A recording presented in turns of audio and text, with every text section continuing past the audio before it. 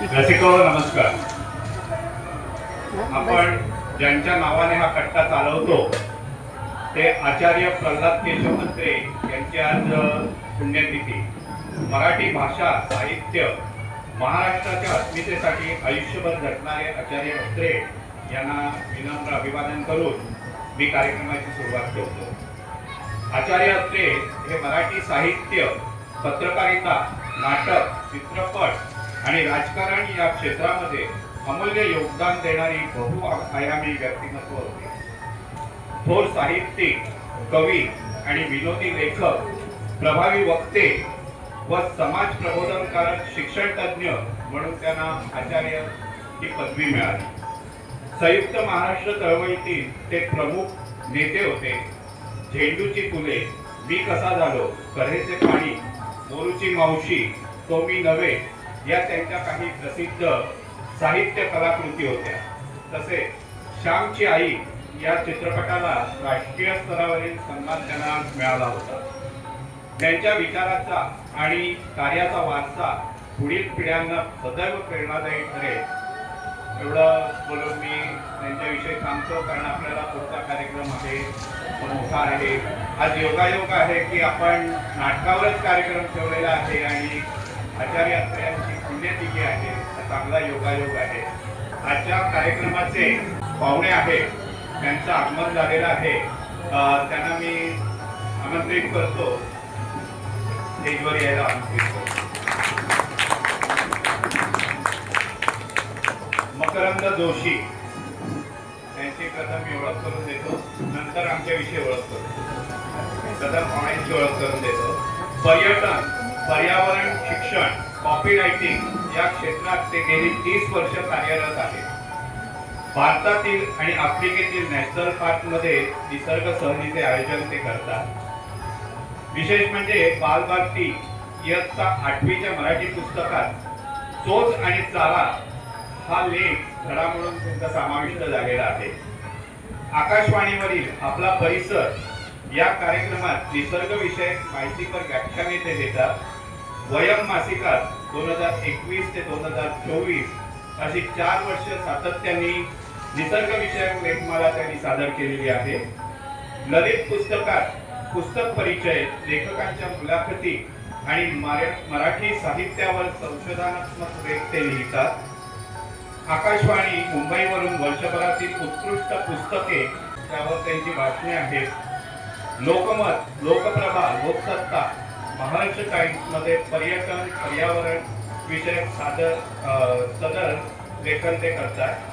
प्रवास एका प्रवासाचा पर्यटन उद्योजक केशरी पाटील यांच्या आत्मकथनाचे शब्दांकन त्यांनी केलेले आहे.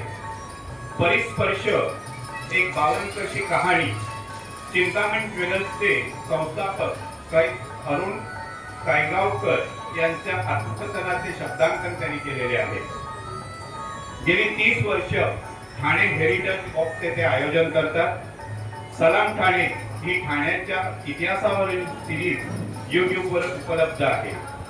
ठाण्याच्या इतिहासाचे अभ्यासक म्हणून ठाणे महानगरपालिकेने त्यांचा ठाणे गौरव पुरस्कार देऊन सन्मान केला. नाटकाचं नाटक हे मराठी रंगभूमीवर नाटककार, नाटक यांच्यावरील रंजक एकपात्री कार्यक्रम ते सातत्याने करत असतात. मॅजेस्टिक गप्पा, विविध मुलाखती, परिसंवाद यात त्यांचा सहभाग असतो. नवा काळसाठी नाट्य परीक्षण, मुलाखतीचे सादर ते चालवतात. नवशक्तीमध्ये अशोक निसर्ग हे बालवाचकांसाठी निसर्गाची नवलाई सांगणारे सदर ते सुरू करतात. जर कोणाला ताडोबाला जायची इच्छा असेल तर ते आपल्याला ताडोबाच्या भटकंतीसाठी घेऊन जातील, ते मी तुम्हाला आश्वस्त करतो. मुख्य म्हणजे त्यांची आणि माझी ओळख फक्त 1 वर्षापूर्वीचीच आहे. काय झालं, गेल्या वर्षी आमचं महाराष्ट्रातील अखिल महाराष्ट्रातील गिर्यारोहणांचे आपलं महाराष्ट्र 22वावं नाट्य आमचं गिर्यारोहण संमेलन होतं. तिथे त्यांची आणि माझी भेट झाली आणि पहिल्याच याच्यामध्ये त्यांनी मला त्यांच्याबरोबर पुरस्काराचं वाचन करण्याकरता म्हणून त्यांनी मला बरोबर घेतलं. त्याबद्दल मी त्यांना धन्यवाद देतो. आणि आता आपण कार्यक्रमाला सुरुवात करूया. तत्पूर्वी आचार्य अत्रे कट्टा हा आम्ही साधारण 16 वर्षापूर्वी स्थापन केला. त्यांचे एक संस्थापिका इथे बसलेले आहेत, अनुजा पाटील म्हणून, त्या आलेल्या आहेत. तसं त्या अलिबाग मुक्कामी असतात, पण कार्यक्रम असला की त्यांची उपस्थिती असते तिथे. तर विविध कार्यक्रम आम्ही सातत्याने करत असतो. आता तुम्हाला सांगायला नको की आम्ही काय कार्यक्रम करतो, पण आम्ही सगळ्या विषयांना हात घातलेला आहे. नुकताच आम्ही कोकण दौरा करून आलो, राणींच्या गावी गेलो होतो आणि तिथल्या जवळजवळ 5 शाळांमध्ये आम्ही कार्यक्रम केले. एवढा परिचय मला वाटतं खूप झाला. आता मी पुढची सूत्र तुमच्याकडे देतो. नमस्कार. सगळ्यात आधी कांदिवली आचार्य अत्रे कट्टा, नितीन जाधव आणि त्यांच्या सगळ्या सहकाऱ्यांचे मी मनापासून आभार मानतो. कारण आचार्य अत्रेंच्या स्मृतिदिनी आचार्य अत्रे कट्ट्यावरती कार्यक्रम सादर करायला मिळणं ही खूप मोठी आणि महत्त्वाची गोष्ट असते. त्यात तो कार्यक्रम पुन्हा अत्र्यांच्या कार्यक्षेत्राशी निगडीत, नाटकाशी संबंधित. त्याच्यामुळे या कार्यक्रमामध्ये अर्थातच ओघाने आचार्य अत्रेंच्या नाटकाविषयी बोलणं आलंच, ते ओघाने येईलच. पण हा जो नाटकाचं नाटक म्हणून माझा जो एकपात्री कार्यक्रम गेली 3 वर्ष मी करतोय. मुंबई, पुणे, नाशिक, कल्याण, डोंबिवली, बोरिवलीतही गेल्या वर्षी आम्ही केला. वेगवेगळ्या ठिकाणी कार्यक्रम होत असतो. जिथे कुठे एकपात्री कार्यक्रम, व्याख्यान किंवा अशा स्वरूपाचा कार्यक्रम करायला एखादा पाहुणा माझ्यासारखा जातो, तेव्हा थोडीशी पुरवूर असते. थोडंसं एक मनात असतं की कसं संयोजन असेल, प्रेक्षक कसे असतील, जागा कुठे असेल, काय कार्यक्रम कुठल्या ठिकाणी आपण करतोय. पण त्याच्यापेक्षा नेहमी सगळ्यात मोठं टेन्शन कसं असेल तर ओळख, पाहुण्याची ओळख कशी करू. आज नितीनजीने किती सुंदर ओळख करून दिली. म्हणजे मी जे करतो तेच त्यांनी सांगितलं. अनेकदा असं होतं की आलेल्या पाहुण्याला खुर्चीत बसल्या बसल्या साक्षात्कार होत असतो की अरे हे आपण कधी केलं, ह्या गोष्टी आपण कधी केलो. म्हणजे माझ्या ओळखीतला एक छोटासा भाग, म्हणजे खूप वेगवेगळ्या गोष्टीत काम केलेलं असल्यामुळे प्रवीण लवणे हे नाव तुमच्या परिचयाचं आहे. गीतकार, लेखक, उत्तम संवादक. तर सरांबरोबर मी त्यांचा एक सावरणी नावाचा कार्यक्रम पूर्वी ते करायचे. त्याचा संवादक म्हणून मी जवळजवळ 2-2.5 वर्ष महाराष्ट्रात त्यांच्याबरोबर फिरलो. तर सरांचा परिचय असा खूप मोठा होता. म्हणजे 201 सिनेमासाठी त्यांनी गाणी लिहिलेली आहेत, 100 त्यांच्या सिनेमा संगीताच्या व्यतिरिक्तच्या कॅसेट्स आहेत. त्यानंतर नाट्यलेखन आहे, ललित लेखन आहे, वर्तमानपत्रात. त्यामुळे आम्ही काय करायचो, सरांचा ना एक नीट लिहून दिलेला परिचय असायचा. तो त्यांच्या गावात जो तिकडच्या संयोजकांना दिलेला असायचा की हे एवढंच वाचून दाखवा. नाही तर व्हायचं असं की उत्साह आणि ओळख करून देणारा केवळकरांची गाडी जवळच्या नावावर टाकायचा, शांतजगेची गाडी जवळच्या नावावर टाकायचा आणि जवळ सगळ्यांना खुर्चीत अस्वस्थ व्हायला लागतं की अरे हे काय सांगतात माझ्याविषयी. तर इथे मुंबईतच एका उत्तराखंडात कार्यक्रम होता, कुठल्या ते नाव सांगत नाही, पण तिथे जे ओळख करून देणारे होते ते आजच्यासारखे काही सरळमार्गी गृहस्थ नव्हते आणि ते स्वतः कवी होते. त्याच्यामुळे त्यांच्या पक्का डोक्यात होतं की आपण कवी आहोत आणि आपल्याकडे एक कवी आलाय, तर कवीची ओळख कवितेतूनच करून द्यायला पाहिजे. त्यांनी आधी आम्ही जो दिलेला होता जवळचा परिचय तो नीट वाचला. मी हुश गेला मला तेव्हा की चला भवानी चांगली झाली, आता कार्यक्रम चालू होईल पुढचा. पण मग ते म्हणाले की नाही, पण आपल्याकडे आज कवी आलेले आहेत आणि त्यांचं स्वागत कवितेतूनच करायला पाहिजे. मी सरांच्या चेहऱ्याकडे बघितलं, सरांच्या चेहऱ्यावरचे भाव बदलत होते. माझ्याही पोटात भीतीने गोळायला लागलेला होता. म्हटलं आता ही कुठली कविता कशा पद्धतीने सादर करतील काही भरोसा नाही. त्यामुळे मी खुर्चीतल्या खुर्चीत देवाची प्रार्थना करत होतो की कविता जर बरी असू दे. आणि त्या गृहस्थाने त्यांची कविता सादर केली. बायकांना स्वयंपाकात आवडते नारळ खवणे, बायकांना स्वयंपाकात आवडते नारळ खवणे. त्यांची ती पहिली वेळ ऐकली होती, मला फक्त उडी मारून जायला जागा कुठे आहे का ते मी शोधायला लागलो. म्हटलं हे पुढे कुठे जाईल यांची गाडी आता बरोबर आहे. जवळ सर तर त्याहून वाईट अवस्थेमध्ये होते, स्वतःचीच ओळख अशी ऐकायची वेळ त्यांच्या बाजूला. तर बायकांना आवडते स्वयंपाकात नारळ खवणे, कसे आले असे प्रमुख पाहुणे कवी प्रवीण लवणे. त्यांच्याच मंडळात एकाने त्याच्या चर्चा घेऊन त्याला हात ओढलं. पण ओळख हा एक महत्वाचा प्रकार असतो. मकरंद जोशी आपल्याकडे येणार, ते नाटक करणार, तर ते कोण आहे, त्याने नाटकाची काही केलंय का, नाटकात त्याने काम केलंय का, नाटकातलं नाटक ते का सादर करणार आहे याविषयीचं कुतूहल मनात असणं स्वाभाविक असतं. मी जेव्हा ठाण्यामध्ये हाच नाही कुठलाही कार्यक्रम करायला असं स्टेजवरती उभा राहतो ना, तेव्हा समोर बसलेल्या श्रोत्यांसाठी माझी वेगळी ओळख नको असते. तिथे माझी एकच ओळख असते, नाट्याभिमानी शशी जोशींचा मुलगा. माझे वडील हे व्यावसायिक रंगमंचावरचे नाट्य कलाकार होते. 1968 ते 2000 त्यांची प्रदीर्घ कारकीर्द होती. नाट्य संपदामध्ये त्यांनी काम केलं, विनय आपट्यांबरोबर त्यांनी काम केलं, यशवंत बरोबर त्यांनी काम केलं, डॉक्टर काशीनाथ गणेकरांबरोबर त्यांनी काम केलं, प्रभाकर पणशीकर, श्रीकांत मोगे या सगळ्या लोकांबरोबर त्यांनी वेगवेगळ्या नाटकात भूमिका केल्या. त्यामुळे नाटकाचं वातावरण आमच्या घरात पहिल्यापासून होतं. आणि माझी पण ओळख त्यामुळे आपोआपच नाटकवाल्या शिरीन जोशींचा मुलगा अशी होती. शाळेमध्ये नाटकं बिटकं बसवताना ती ओळख उपयोगाला यायची. तेवढ्याच पिरियडला बोलून नाटकाच्या प्रॅक्टिसलाही जाता यायचं आणि नाटकात रोल गॅरंटेड मिळायचा. आणि आमच्या शाळेत ना नाटक बसवणारे सर फार हौशी होते. त्यांचं नाव होतं घोरपडे. ते होते मूळचे इतिहासाचे शिक्षक. इतिहास चांगला शिकवायचे, पण त्यांना गॅलरीला नाटक लिहून बसवायची जाणगी हौस होती. आणि दरवर्षी ते छत्रपती शिवाजी महाराजांच्या आयुष्यातल्या एखाद्या घटनेवरती छान नाटक लिहायचे. म्हणजे शाहिस्तेखानाची फजिती, अब्दुल खानाचा वध, आगळ्यावर सुटका अशी.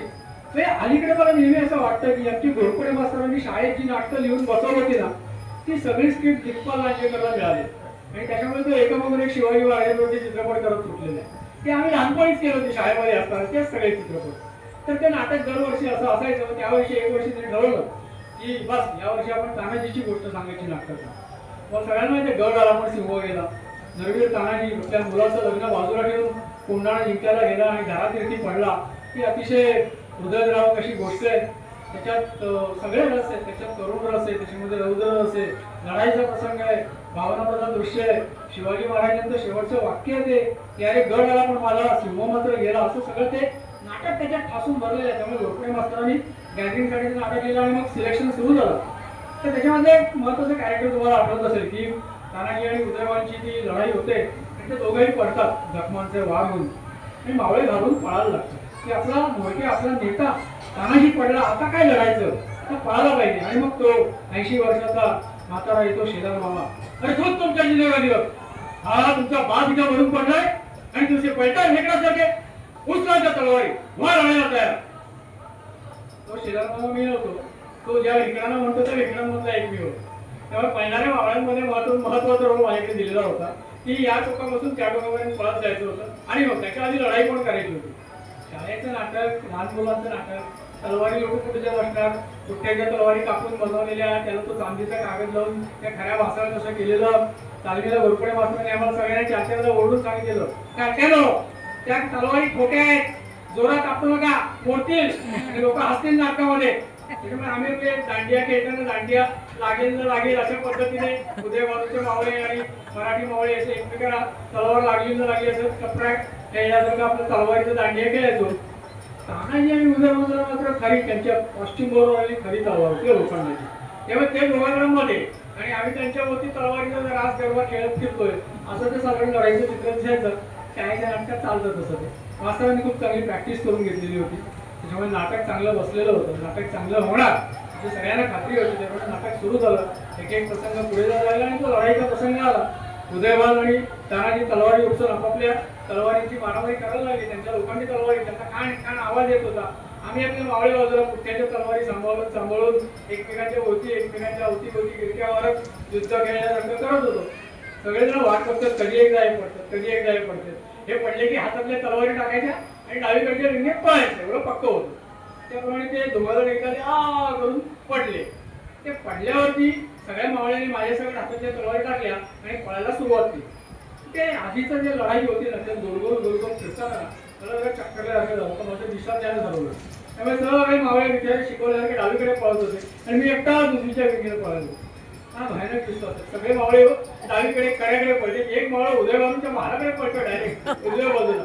मला ते लक्षात आलं नाही की आपण चुकीच्या दिशेला पडतोय. मी तसा धावत विंगेत गेलो आणि धाडकन कशात तरी आदळलो. कशाला आदळलं म्हणून वर बघितलं तर घोरपडे मास्तर रागाने लाल झाले. या दोषाने कारखाने नाटकाचा मिसका गेला. त्यांनी सांगितलं माझ्या कानाकडे डायरेक्शन काढले आणि मला गोल फिरवलं आणि परत स्टेजवर काय काय तिकडं पण त्यांनी एवढे जोरात डायरेक्शन दिलेलं असल्यामुळे कानाखालचं अजून उंगवत होतं. मी सुसाट वेगाने उजव्या विंगेकडे पळायला लागलो. तोपर्यंत शेलार मामाने एंट्री घेतलेली होती. आता तरी पाहिजे सगळे मावळे ते गेले. हा एकच मावळा पळतोय. ह्याला उद्देशून वाक्य घ्यायचं का ह्याला जाऊन द्यायचं आणि मग वाक्य घ्यायचं, त्या गोंधळात ते होते. त्याच्यामध्ये मी आणखी एक गोंधळ करून ठेवला. उदयवान आणि तानाजी बिचारे धारातीर्थी पडलेले होते. मी पलटाना कशावरून पळतोय तेही बघितलं नाही आणि उदयभानूच्या पोटावर पाय घेऊन सुसाट विंग घातली. बिचारा उदयभानू जीव मेलेला उदयभानू आणि तानाजी दोघेही जिवंत राहिले. दोघं प्रेक्षक हसायला लागले. सत्याला झाला, पडदा पडला. घोरपडे मास्तर पुढचे 4 दिवस मला शोधत होते. कुठे गेला तर दोषी त्याने नाटकाचा वाट लावून तरी माझ्या. घोरपडे मास्तरांचा राग शांत झाला. तो 2 दिवसांनी शांत झाला. एका माणसाचा राग मला इतका नंतर नडला तो माणूस म्हणजे माझा वर्गातला मित्र होता. आमचे अल्फाबेटिकली नंबर मागे पुढे यायचे. गणिताच्या पेपरला त्याने मला गणित दाखवायचं, मराठीला मी त्याला जोडलेल्या गाळलेल्या जागा दाखवायचा. असा आमचा लिखित ॲग्रीमेंट असल्यासारखं होतं. आम्ही एकमेकांच्या मदतीने तिथे पास व्हायचो. तो त्या नाटकात छत्रपती शिवाजी महाराजांची भूमिका करत होता. तो सगळ्यात आधी जिरेटोप आणि तो सगळ्या अंगरखा तलवार लावून सज्ज होता. आणि त्याला माहिती होतं की तानाजी जरी हिरो असला नाटकाचा तरी शेवटी महाराजांची एंट्री झाली की टाळ्यांचा कडकडाट महाराजालाच होणार आहे. आणि नाव त्यातच लक्षात राहणार आहे की अरे याने शिवाजी महाराजांचा रोल केला होता नाटकामध्ये. एंट्री कुठे झाली त्याची? त्या तानाजीला भरलं जिवंत करून सोडलं त्यावेळी नाटकच बंद झालं ना. त्यावेळेस पूर्ण मेकअप पासून तयार होऊन त्याला विचारलं शिवाजी म्हणून नावच काय. तो इतका चिडला, तो बोलला तर नाही. सामायिक परीक्षेत त्याला गणित पण दाखवलं. नापास झालो मी त्याच्यामुळे त्याच्या परीक्षेत. एंट्री एक्झिट चुकल्यामुळे गणितात नापास झालेला एकमेव नट अशी माझी नोंद मराठी रंगभूमीच्या इतिहासात होऊ शकते. पण नाटकातलं नाटक असं किती जरी झालं ना तरी नाटकाची आवड वाढत वाढत गेली. म्हटलं तसं घरातलं वातावरण नाटकाचं होतं. आमची हौशी नाट्य संस्था मिळाली नाट्याभिमानी. कॉलेजला आल्यावरती इंटर कॉलेज स्पर्धा सुरू झाल्या आणि तेव्हा राज्यनाट्य स्पर्धेचा खूप दबदबा होता.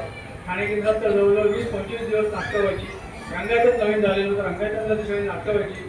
वेगवेगळ्या ठाण्याच्या स्पर्धा आमच्याच मित्र वेगवेगळ्या नाटकांमध्ये असायचे. तुमचं नाटक चांगलं होतं, आमचं नाटक चांगलं, कोणाचं नाटक फायनलला जाणार, कोण नाटक कसं करतंय याकडे लक्ष असायचं. मग एखादा प्रयोग पाडण्यासाठी उगाच प्रेक्षकांमध्ये बसून आडावडा करणं, खोटं असणं असे प्रकार व्हायचे. तर त्या एका वर्षी आमच्या एका मित्राचं एक रहस्यमय नाटक होतं आणि त्याच्यामध्ये तो हिरोचा रोल करत होता. रहस्यमय सस्पेन्स नाटक, त्याची चांगली हवा झाली होती. हे नाटक खूप चांगलं आहे आणि तो प्रयोग पण खूप चांगला करते. त्याच्यामुळे प्रेक्षकांना पण ते आवडणार, पण ते बहुतेक चांगलं आणि नम्रात पण येऊ शकत अशी हवा त्या नाटकाची झाली होती. आणि नाटक बघायला आम्ही सगळे बसलो. पहिला अंक एकदम कडक, कोणी संवाद विसरला नाही, लाईट सिक्रेट तिकडे चुकीच्या ठिकाणी पडले नाही, म्युझिक बरोबर वाचलं, एंट्री एक्झिट प्रॉपर झाल्या, फर्स्ट क्लास अंक एकदम कडक. म्हणजे डायरेक्टरने 2.5 महिने जी काय तालीम ओटून घेतली होती ना ती एकदम सहीच्या सही स्टेजवरती. म्हणजे सगळे इंटरव्ह्यूला चहा पिताना चर्चा करत होतो. पहिला हे दुसरा अंक पण एवढाच कडक झाला तर हे गेले नंबरात, फायनलला जाणार आहे नाटक, सॉलिड चाललाय. सस्पेन्स नाटक होतं, म्युझिक पॉवरफुल होतं एकदम. आणि त्या काळात काय व्हायचं, नाटकाचं म्युझिक हे स्कूलवरती वाजवलं जातं. एक कॅसेटपेक्षा स्कूल जास्त सोयीचा असायचं, कारण स्कूलवरती ना 2 असे रील्स असायची आणि ती फीत गुंडाळली जायची आणि ती मिनिट टू मिनिट पॉज आणि प्ले करता यायचं. कॅसेटला कसं होतं, तुम्ही पॉज करून प्ले केलं तर मधली काही सेकंदाची लॅप्स होतात. तसंच स्कूलला होत नाही. जिथे तुम्ही पॉज केलं तिकडे म्युझिक परफेक्ट सुरू होतं. त्यामुळे अगदी म्हणजे 90च्या दशकापर्यंत चंद्रलेखाला मोनोवाक पण स्कूलच वापरायचे त्याच कारणासाठी. नंतर मग सगळं डिजिटलाइज झालं. आता सगळं डिजिटल म्युझिक वापरलं जातं आणि त्याचे ऑपरेशन्स पण वेगळे असतात. पण या नाटकाला पण सगळं म्युझिक स्कूलवरती होतं. तो म्युझिक ऑपरेटर एकदम तरवेज होता, त्याने प्रॅक्टिस चांगल्या घेत होत्या, एंट्री एक्झिट सगळ्या व्यवस्थित तो देत होता, घेत होता. आणि नाटकाचा शेवट तो अख्खा नाटकाचं रहस्य उलगडणारा होता. आणि तो जो हिरो आमचा मित्र काम करणार होता त्याच्या आयुष्यात जी संकटं येते ती कुठल्या माणसाने आणली ते त्याला शेवटच्या प्रसंगात कळतो. आणि तो संतापतो, तो चिडतो की माझ्या आयुष्याची माती करायला माणूस निघाला होता, माझा जीव घ्यायला माणूस निघाला होता. आणि तो त्याच्या जवळचा रिव्हॉल्वर काढतो, त्या विलनवरती रोखतो आणि मग त्याचा डायलॉग होता, नीचा भोग आपल्या कर्माची फळ, हो मरणाला तयार. आणि तो रिव्हॉल्वरचा चाप लागतो, गोळी सुटते, रिव्हॉल्वरच्या गोळीने तो विलन मरतो आणि नाटक संपतो. नाटकातली बंदूक ती खोटी, तिथे गोळी वेळ असणं शक्य नाही. आतापर्यंत अगदी नाटक किती ॲडव्हान्स झालं तरी नाटकात बंदुका कुठेच असतात. सिनेमात गोष्ट वेगळी असते, कॅमेरा आहे, टेक्नॉलॉजी आहे, कुठं काय करता येतं. आपण आधी साऊथच्या सिनेमातचं बघतो की त्या सगळ्या गोळ्या न्यूटनचे नियम बाजूला टाकून कधी हिरोच्या मागे पुढे नाच केल्यासारखे पण चालत असतात. हिरो आता गोळ्या हातात पण पकडतात, काही होऊ शकतं. पण तेव्हा काय किंवा आता काय, नाटकामध्ये बंदूक गोळी म्हटलं की म्युझिक महत्त्वाचं. त्या नाटकामध्ये तसंच होतं. त्या सगळ्याची प्रॅक्टिस खूप चांगली झालेली होती. पूर्ववर्तीच्या ढिशक्या असा गोळीचा आवाज व्यवस्थित वाढायचा. दिग्दर्शकाने दोघांना सांगितलं होतं, हिरोला सांगितलं तुझं वाक्य म्हणून झालं ना की मला जेव्हा आकडे मोजलं 1, 2, 3 आणि 3च्या आकड्याला तुझा बंदुकीच्या टाकावरचं बोट दाब. आणि विलनला सांगितलं होतं तू पण त्याच स्पेसने आकडे मोज 1, 2, 3. बंदुकीच्या गोळीचा आवाज आला की डाव्या बाजूला छातीवरती हात ठेव कारण तुला गोळी लागली आणि पोटावरती ठेव. पोटावरती पण हे नाव होतं. तर आधी खूप वेळ मुवमेंट्स केलेले असतात, संवाद बोललेले असतात. त्याच्यामुळे नाटकात खोटं खोटं मरण पावलेला माणूस जर पाठीवर पडला नंतर त्याला श्वास लागलेला असतो, तुझं पोट हलताना दिसतं. तर राज्यनाट्यासारख्या आटीतडीच्या स्पर्धेमध्ये बंदुकीची गोळी लावून गेलेल्या विलनचं पोट हलतंय असं दिसलं तर प्रेक्षक जोरात हाकणार येतं उघड होतं. त्यामुळे पोटावर होतं म्हणजे कळणार नाही. त्याची पण रिहर्सल पक्की झालेली होती. शेवटचा प्रसंग आला, सगळ्यांचे श्वास इथे रोखले गेलेले होते.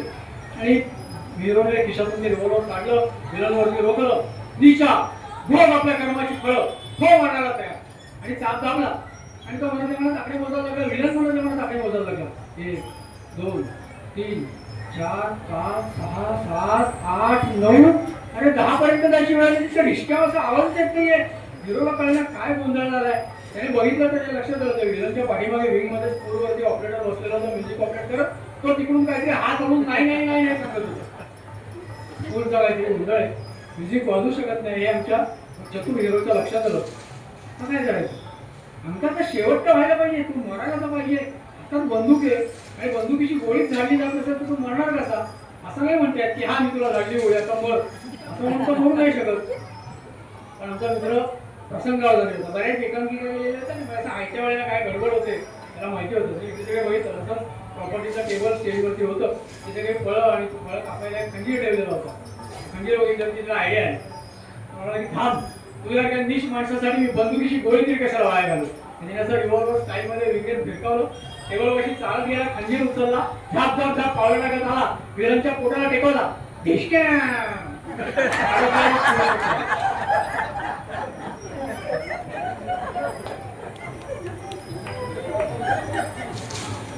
एक स्कूल अडकलेले अख्खा रहस्यमय नाटक शेवटच्या प्रसंगामध्ये कोसळलं ते पार. ते त्या वर्षी केंद्रात तसं म्हणजे माहितीला तसं होतं, त्या केंद्रात पण काही बक्षीस मिळालं नाही. पण नाटकाचं नाटक वेगवेगळ्या गोष्टी, कारण नाटक टीमवर्क असतं, सेट असतो, नेपथ्य असतं, काही डिक्सिन्स असतं. ते भूमिकांनी सीता नावाचं नाटक लहानपणी पाहिलं होतं. त्याच्यामध्ये शेवटचा प्रवेश सीतामाईच्या शेवटच्या अग्निजीविकाचा असतो की ती कंटाळते की हा मला प्रत्येक वेळी अग्निजीविका का करायला सांगतोय रामराय. मी एवढी शुद्ध आहे, मी एवढी चरित्रवान आहे, तरी माझ्या नवऱ्याचा माझ्यावर विश्वास नाही. माझ्या या जगात मी राहू नये, मी आता माझ्या आईकडे जाते. तिची आई म्हणजे धरणी माता. तेव्हा ती प्रार्थना करते की धरणी माते मला तुझ्यापाशी स्थान दे, मला तुझ्या पोटात घे. आणि मग रिक्सिन, लाईट, प्रकाश योजना, ते स्टेज दुभंगायचं आणि सीतामाई धरणीमध्ये अंतर्धान पावायचे आणि नाटक संपायचं. असं ते भूमिकन्या सीता नाटक होतं. त्याचा एक शो आम्ही बघितला होता. नाटक बरेच शो झालेले, कमर्शियलचं होतं, नट सगळे तयारीचे, रिक्सिन नेहमी केला जाणारा, त्याच्या जे काही यंत्रणा असतात, यंत्रमंत्र, ते सगळं व्यवस्थित होतं. प्रकाश योजना, पार्श्वसंगीत सगळं नीट आहे. राम सीता दोघांनाही माहिती आहे, त्यांनी 25 प्रयोग केलेले नाटकाचे. त्या दिवशी नेमकं काय झालं माहिती नाही. आधीच्या काही संवाद म्हणताना थोडीशी गडबड झाली आणि या दोघांनी नकळत आपापल्या जागा बदलल्या आणि त्यांच्या ते लक्षात आलं नाही की आपण जागा बदललेली. आणि सीतेने तिचं ते करुण वाक्य घेतलं की माझ्या नवऱ्याचा माझ्यावर विश्वास नसेल तर मी या जगात का राहू. आई मला तुझ्या पोटात घे, भूमी माते मला तुझ्या उदरात घे. प्रकाश योजना काका आवाज आला, सगळं झालं. तो रंगमंच दुमंगला आणि रामराय भूमीच्या उदरात. असं रामायण दाखवलं नव्हतं की सीतेच्या ऐवजी रामच भूमीमध्ये गडप झालेला. पण नाटकामध्ये कसंही काही होऊ शकतं, कारण उत्साह असतो, नवीन काहीतरी करायचं, नवीन काहीतरी दाखवायचं. हे ट्रिक्सिन्स मधल्या नाटकात तर एक काही वेळा हमखास व्हायची शक्यता असते. पण ट्रिक्सिन नसलेल्या नाटकातही कधी कधी दिग्दर्शकाच्या अति उत्साहामुळे अशा गोष्टी होत राहतात. या पनवेलच्या एक कराडी नावाचं गाव आहे. त्या कराडी गावाला दरवर्षी उत्सवाचं नाटक असतं, म्हणजे त्याचा उत्सव असतो. पहिल्या दिवशी हनुमानाचा जन्म होतो, पहाटे कीर्तन होतं, दुसऱ्या दिवशी जत्रा असते आणि तिसऱ्या दिवशी ललिताचं नाटक म्हणून नाटक असतं. गावातले लोकच ते करतात, म्हणजे बाहेरचा दिग्दर्शक कधी येतात तरी गावातला दिग्दर्शक असतो. 2 टीम असतात, एक जुन्या लोकांची, एक नव्या लोकांची. आलटून पलटून दोन्ही टीमना चान्स दिला जातो. तर त्यावर्षी नवीन लोकांची टीम होती, तर नवा दिग्दर्शक उत्साह होता. बरं, गावच्या जत्रेला जी नाटकं करायला लागतात ना, ती 2 प्रकारची चालतात. एक तर ऐतिहासिक वीरश्रीयुक्त लढाईचा, मारामारीचा, आणि आता विनोदी, लोकांना खूप हसवणार देखील. तर या नवीन टीमने ठरवलं की आपण ऐतिहासिक नाटक करूया आणि त्याने नाटक निवडलं आग्रहण सुट. आग्रहण सुट या नाटकाचा पण एक इतिहास आहे. औंधकर नावाचे त्याचे लेखक आहेत. औंधकर या लेखकाने आयुष्यात फक्त 3 नाटकं लिहिली आणि त्यातली 2 नाटकं गेली 125 वर्ष महाराष्ट्रात कुठे ना कुठे त्याचा प्रयोग होत राहतो. एक आग्रहण सुटका आणि दुसरं बेबंदशा. त्या औंधकरांची नाटकं. तर औंधकरांनी 100 वर्षापूर्वी नाटक लिहिलेलं होतं, त्यामुळे त्या काळच्या सगळ्या समजुती आणि जे काही पुरावे उपलब्ध होते त्याप्रमाणे शिवाजी महाराज आग्र्याहून कसे निघाले, तर त्या हवेलीतून त्यांनी मिठाई वाटायला सुरुवात केली. त्यामुळे अशाच एका मिठाईच्या पेठाला शंभू राजे आणि छत्रपती बसले आणि ते पेठातून आग्र्याच्या बाहेर आले आणि तिकडे त्यांचे मावळे त्यांच्याकडे तयार होते आणि ते घोड्यावरून बसून महाराष्ट्राकडे निघाले. तर नाटकामध्ये हा भाग नेहमी असाच दाखवला जातो की ती जी जुनी नाटकं आहेत सगळी, त्याच्यामध्ये सेट नसतात, त्याचे पडदे वापरले जातात.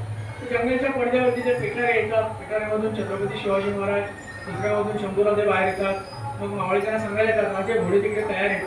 मग राधे आणि शंभूराजे विंगमध्ये जातात, घोड्याच्या टापांचा आवाज येतो. लोक समजतात की महाराजांची सुटका झाली आणि मग पुढचा प्रवेश चालू होतो. ते नाटक बसवायला दिग्दर्शकाने घेतलं म्हणजे मला काहीतरी वेगळं केलं पाहिजे. वर्षानुवर्ष लोक याच पद्धतीने नाटक करतात. आपण काहीतरी वेगळं करू. काय वेगळं करूया? आपण महाराजांना घोड्यावरून दाखवून लागतो. छत्रपती शिवाजी महाराज ते असं चालत कशाला जातील? ते घोडे तयार आहेत म्हणून सांगायचं काय कुठं काय आपण घोडा दाखवूया. तालमीची आयडिया मांडली, त्याची सगळी टीम म्हणाली ते सगळं ठीक आहे पण घोडा आणणार करून तू आणि शिवाजी महाराजांचं काम करणार नाही मला. अरे मला सायकलवरती बसायची मारा मार तुला घोड्यावर पण बसू पाहायच्या वेळी लागतं. ते घोडं नाही उधळलं तर काय करायचं आपण? मला म्हणू नका, आपल्याकडे सगळ्याला उपाय आहे. आपल्या गावातला टांगेवाला आहे, त्याला काय रात्री 9 नंतर भाडं नसतं. आपण टांगेवाल्याचा घोडा घेऊन नाटकामध्ये शिवाजी महाराजांसाठी असा येतो वरातीला अजून भाड्याने देतो घोडा आपण नाटकासाठी घेऊ. तू नाटकासाठी आणशील पण त्या घोड्याची सवय नाही, त्याच्यावर दोन उपाय आहे. टांगेवाल्याला मावळ्याचा रोल देऊ, त्याला मावळ्याचे कपडे घालून करून घोडा घेऊन येईल. म्हणजे ओळखीचा माणूस घोडा घेऊन आला की घोडा काय भासणार नाही, विसरणार नाही, सगळं व्यवस्थित होईल. तरी शिवाजी महाराजांना म्हणतात अरे पण ते महाराज काय काळजी करू नको, आपण प्रॅक्टिस घेणार, घोड्याला पण देणार, तुमची घेणार तशी घोड्याची पण प्रॅक्टिस घेणार. दुसऱ्या दिवशी दिग्दर्शन केला टांगेवाल्याकडे, त्याला सांगितलं गावच्या नाटक तुला एक महत्वाचा रोल आहे, करणार का? टांगेवाला जाम खुश झाला. 10-15 वर्षात पुढे त्याला असं सांगितलं नव्हतं गावच्या नाटकात तुला महत्वाचा रोल करायचा. कुठला रोल? शिवाजी महाराजांची आग्र्याहून सुटका करायची तुला, हे तर एकदम महत्वाचं काम आहे. म्हणजे हा का नाही करणार? करणार. पण एक वाट आहे, तुला घोडा लागेल त्याच्यासाठी. अरे आणू की घोडा काय गाडो पण आणू नाही, गाडू नका म्हणून फक्त घोडा आण आणि रोज तालमीला येतो. टांगेवाला खुश झाला. तो इमानदारी दुसऱ्या दिवशी बसून घोड्याला घेऊन तालमीला यायला लागला. मग असं व्हायचं की प्रवेश प्रसंगाची तालीम थोडी करायची आणि मग महाराजांची आणि घोड्याची रिहर्सल सुरू व्हायची. एक 5-6 दिवस लागले महाराजांना घोड्याला महाराजांची सवय व्हायला. पण ती झाल्यावरती महाराजांना खूप कॉन्फिडन्स आला.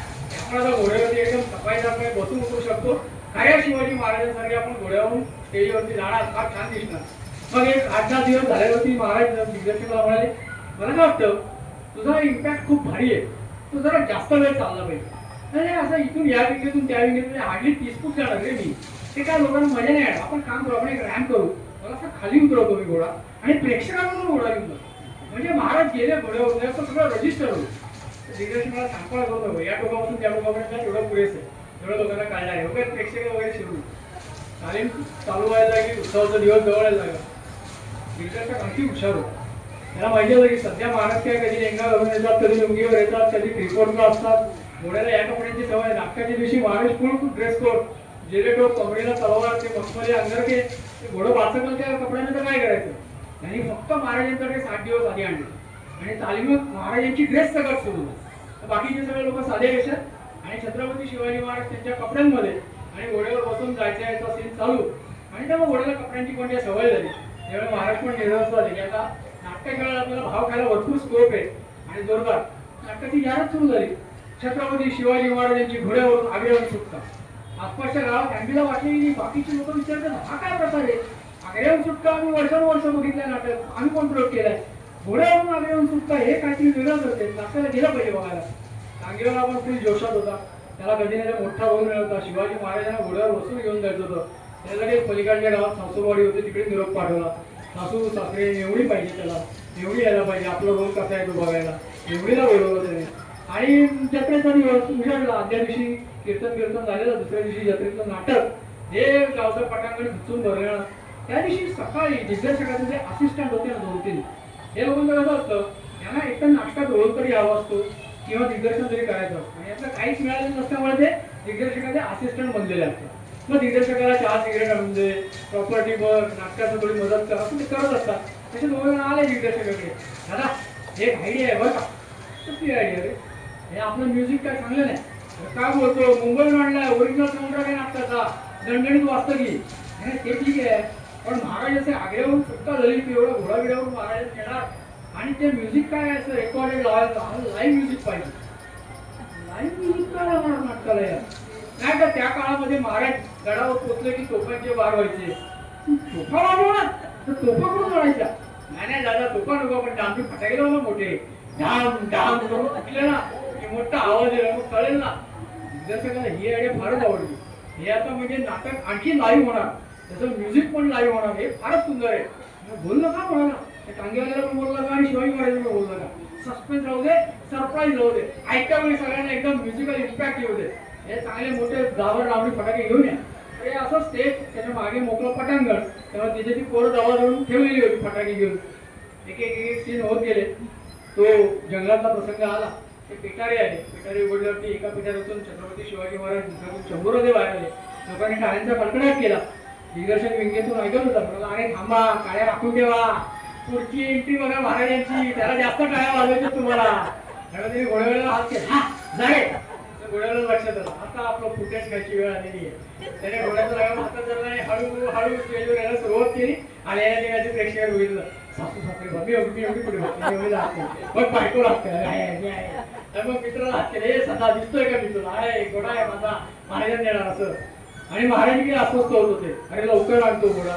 त्यांना घाई झालेली होती. आपण घोड्यावर किती सफाईदारपणे बसतो ते लोकांना दाखवायची.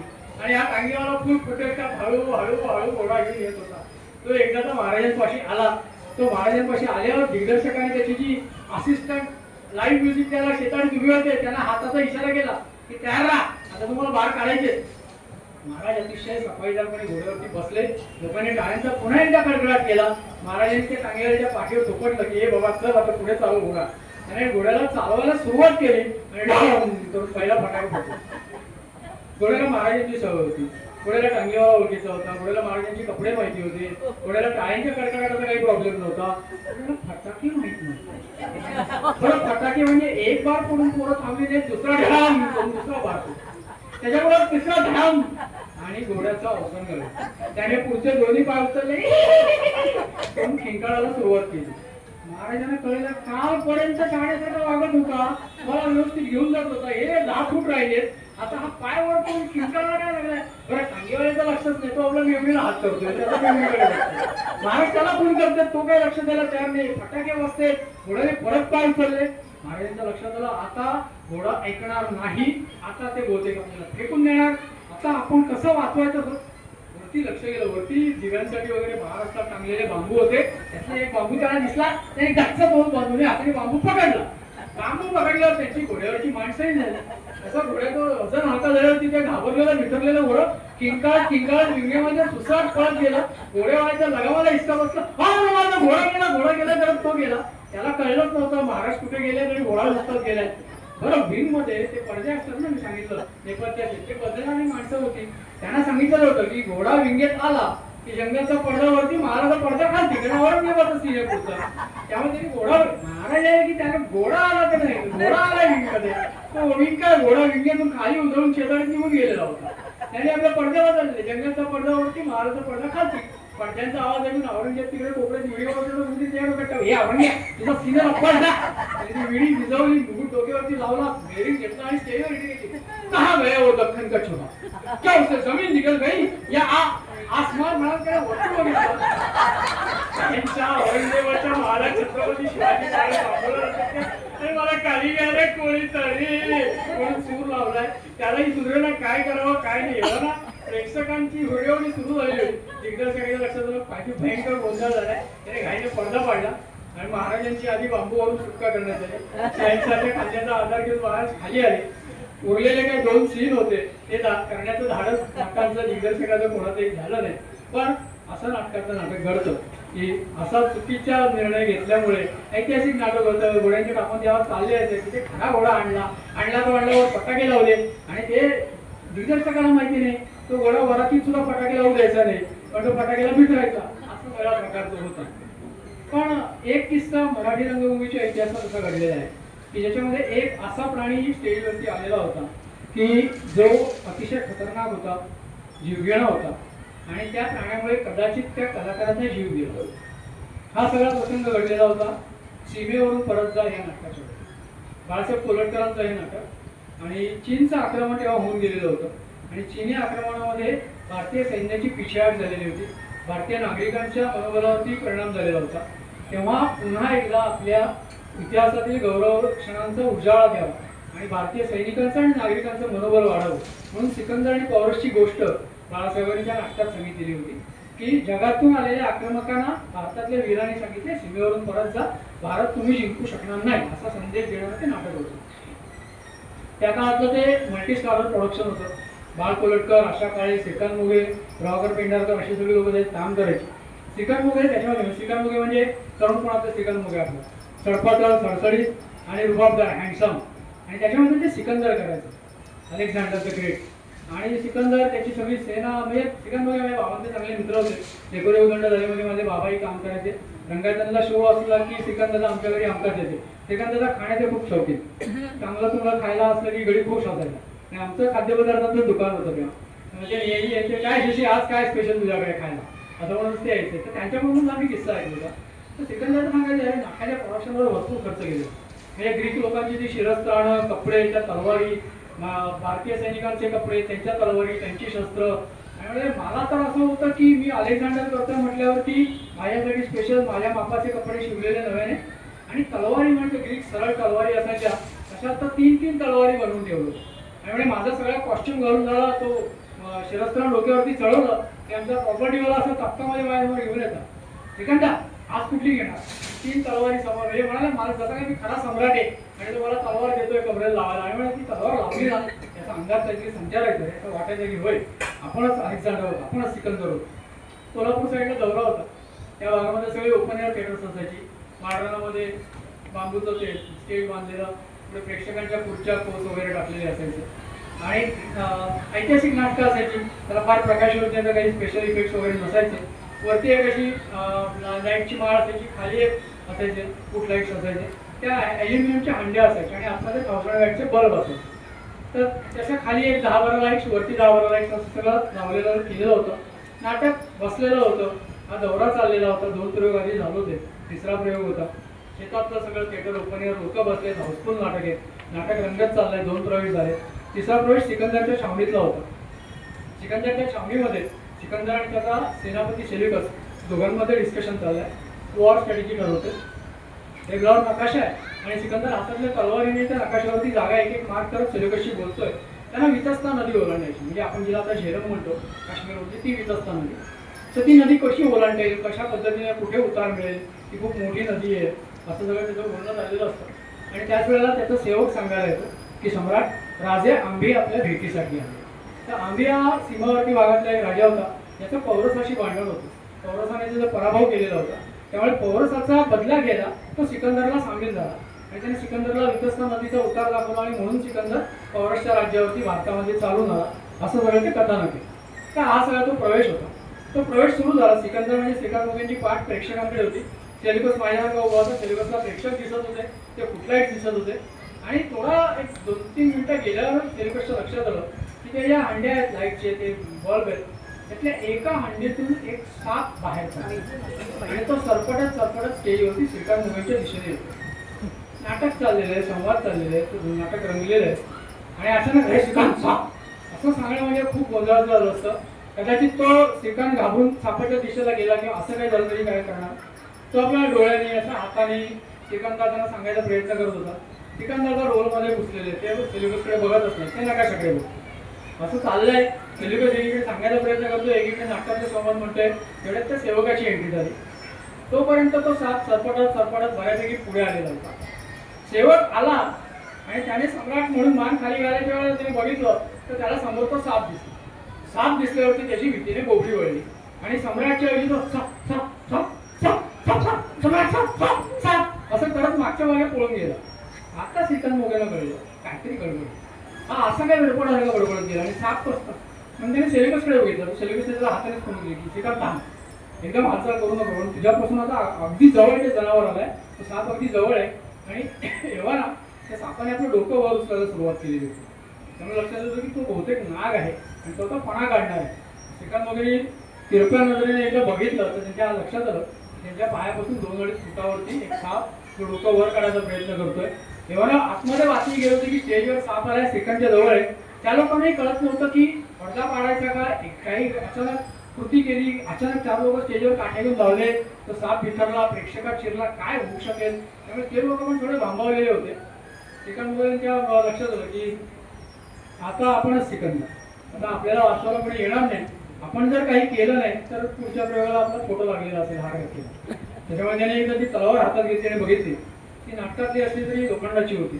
तिच्या कडेला धार होती, त्याला पुढे टोक काढलेलं होतं, तलवार हातात घेऊन पेलली आणि मग त्यांनी सेलिकसला हाताने फोन केली की आता तू हल्लो नको, आता जे काय हलायचं ते मी हलतो नाही तर साप हलेल, आपण बघूया कोण आधी हलतंय ते. आणि हातातली तलवार पेलून ते थोडे तिरप्या वळले. आपला डावा पाय त्यांनी सापाच्या बाजूला थोडासा सरकवला, त्यावेळेस सापाने फणा वरती उचलून त्या पायाकडे न्यायला खाली आणला, तसं त्यांनी चपळाईने आपला उजवा पाय त्या फण्यावरती दाबला आणि हातातल्या तलवारीने सापाच्या शरीरावरती ते वार करायला लागले. सगळ्या शरीराचं वजन रेटून सापाला पायाखाली दाबायचा आणि तलवारीने त्याच वेळेला वार करायचा त्यांचा प्रयत्न सुरू झाला आणि सापाला ते वार लागायला लागले.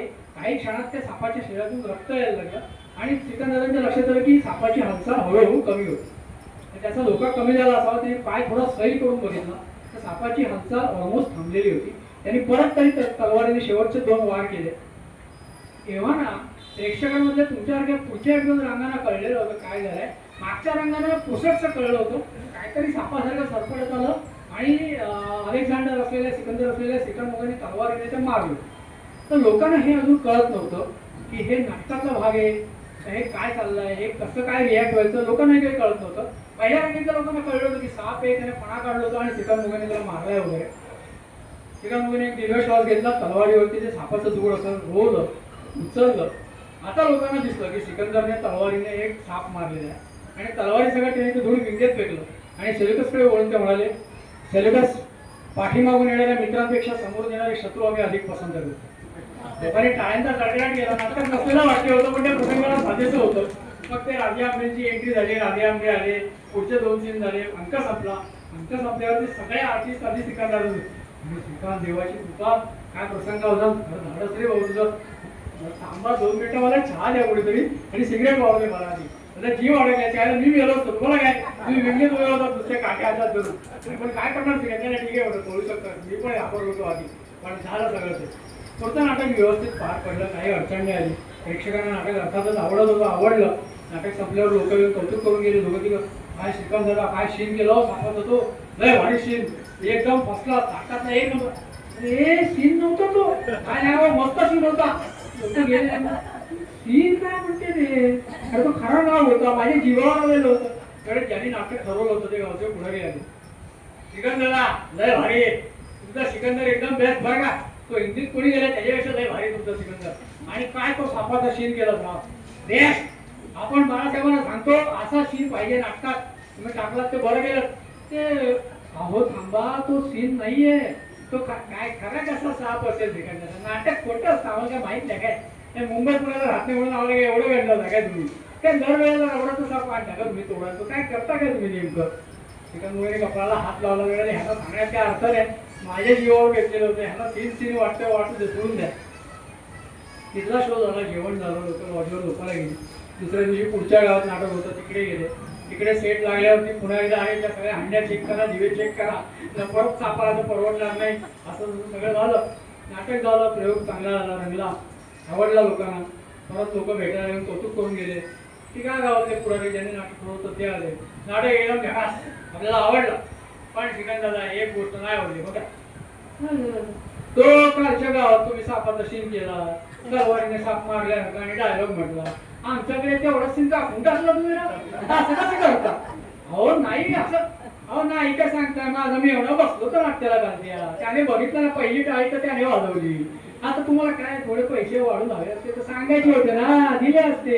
एक सीन तुम्ही नाटकातला काढून टाकताय, ते काय नाही. बाळासाहेब माझं काम करायचं, बाळासाहेब मला 2 महिन्यांनी नाटकाचा शो पाहिजे आणि सापाच्या सीन सगळं पाहिजे सांगून ठेवतो तुम्हाला. तो निघून गेला. तो गेल्यावरती सिकंदरला म्हणाले, मी बाळासाहेबांना भावले, बाळासाहेब पुढचे 6 महिने या परिसरात एकही शो घेऊ नका, त्याचा कुठल्या तरी शोला माझा खरंच गळ्यात फोटो होईल आणि हार घातलेला आणि प्रॉब्लेम होईल. पण असं क्वचित घडतं. नाटकातलं नाटक जे असतं ते सर्वसाधारणपणे वेगवेगळ्या लोकांच्या संस्कृतीमुळे होतं, काही गोंधळामुळे होतं. पण नाटकाचे किस्सेही बरेच असतात. म्हणजे हे जे नाटक होतं ते बाळ कोलटकरांचं होतं, सीमेवरून परत. बाळ कोलटकर म्हटलं की आपल्या सगळ्यांना जे नाटक आठवतं ते अर्थातच वाहत होई दुर्वांची जोडी. हजारो प्रयोग बाळासाहेबांनी केले. बाळ कोलटकर आणि आशा काळे ही त्याची सुपरहिट जोडी होती त्या नाटकातली. पण त्या नाटकाचं मूळचं नाव वाहत होई दुर्वांची जोडी नव्हतं. ते नाटक जेव्हा बाळासाहेबांना एक सवय होती, ते नाटक लिहायला लागले ना की ते भेटणाऱ्या नवीन नटांना, वेगळ्या मित्रांना, दिग्दर्शकांना नाटकाची स्टोरी ऐकायची, प्लॉट ऐकायचा. म्हणजे काय व्हायचं की त्यांना लोकांची रिॲक्शन पण कळायची आणि प्लॉट अधिक चांगल्या पद्धतीने विणला जायचा. तसं त्या लोकांना ती स्टोरी ऐकवायची आणि नाटकाचं नाव सांगायचे की नाटकाचं नाव आहे बाबांना सांगू नकोस.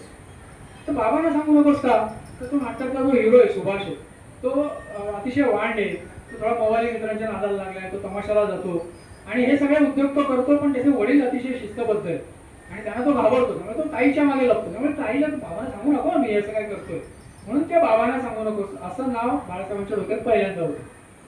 त्यांच्याकडून ती गोष्ट ऐकल्यावरती काही जण म्हणाले बाळासाहेब गोष्ट चांगली आहे, पण नाव ना बालनाट्याचं वाटतं, नाव बदला ना तुम्ही काहीतरी, हे बरोबर नाही वाटत नाव. असं म्हणाले ठीक आहे नाव शोधू. मग त्याने दुसरं नाव सुचलं माहेरची मोहनमाळ. तर माहेरची मोहनमाळ का, तर त्या नाटकातला तो सुप्रसिद्ध प्रसंग आहे की ताई लग्नावरून सासरी जायला निघाले आणि सुभाषने तिच्या भावाने काढलेलं कर्ज वसूल करायला पठाण येतो आणि तो पैशाची मागणी करतो आणि ती तिला माहेरची मोहनमाळ तिच्या गळ्यात असते ती काढून त्या पठाणाला देते. ती तात्पुरती ह्या मोहनमाळ घेऊन घे, काही दिवसानंतर मी पैसे पाठवेन तेव्हा माझ्या भावाबरोबर मोहनमाळ परत कर, आणि त्याच्यावरून पुढचं सगळं नाटक करतं. म्हणून त्या माहेरची मोहनमाळ.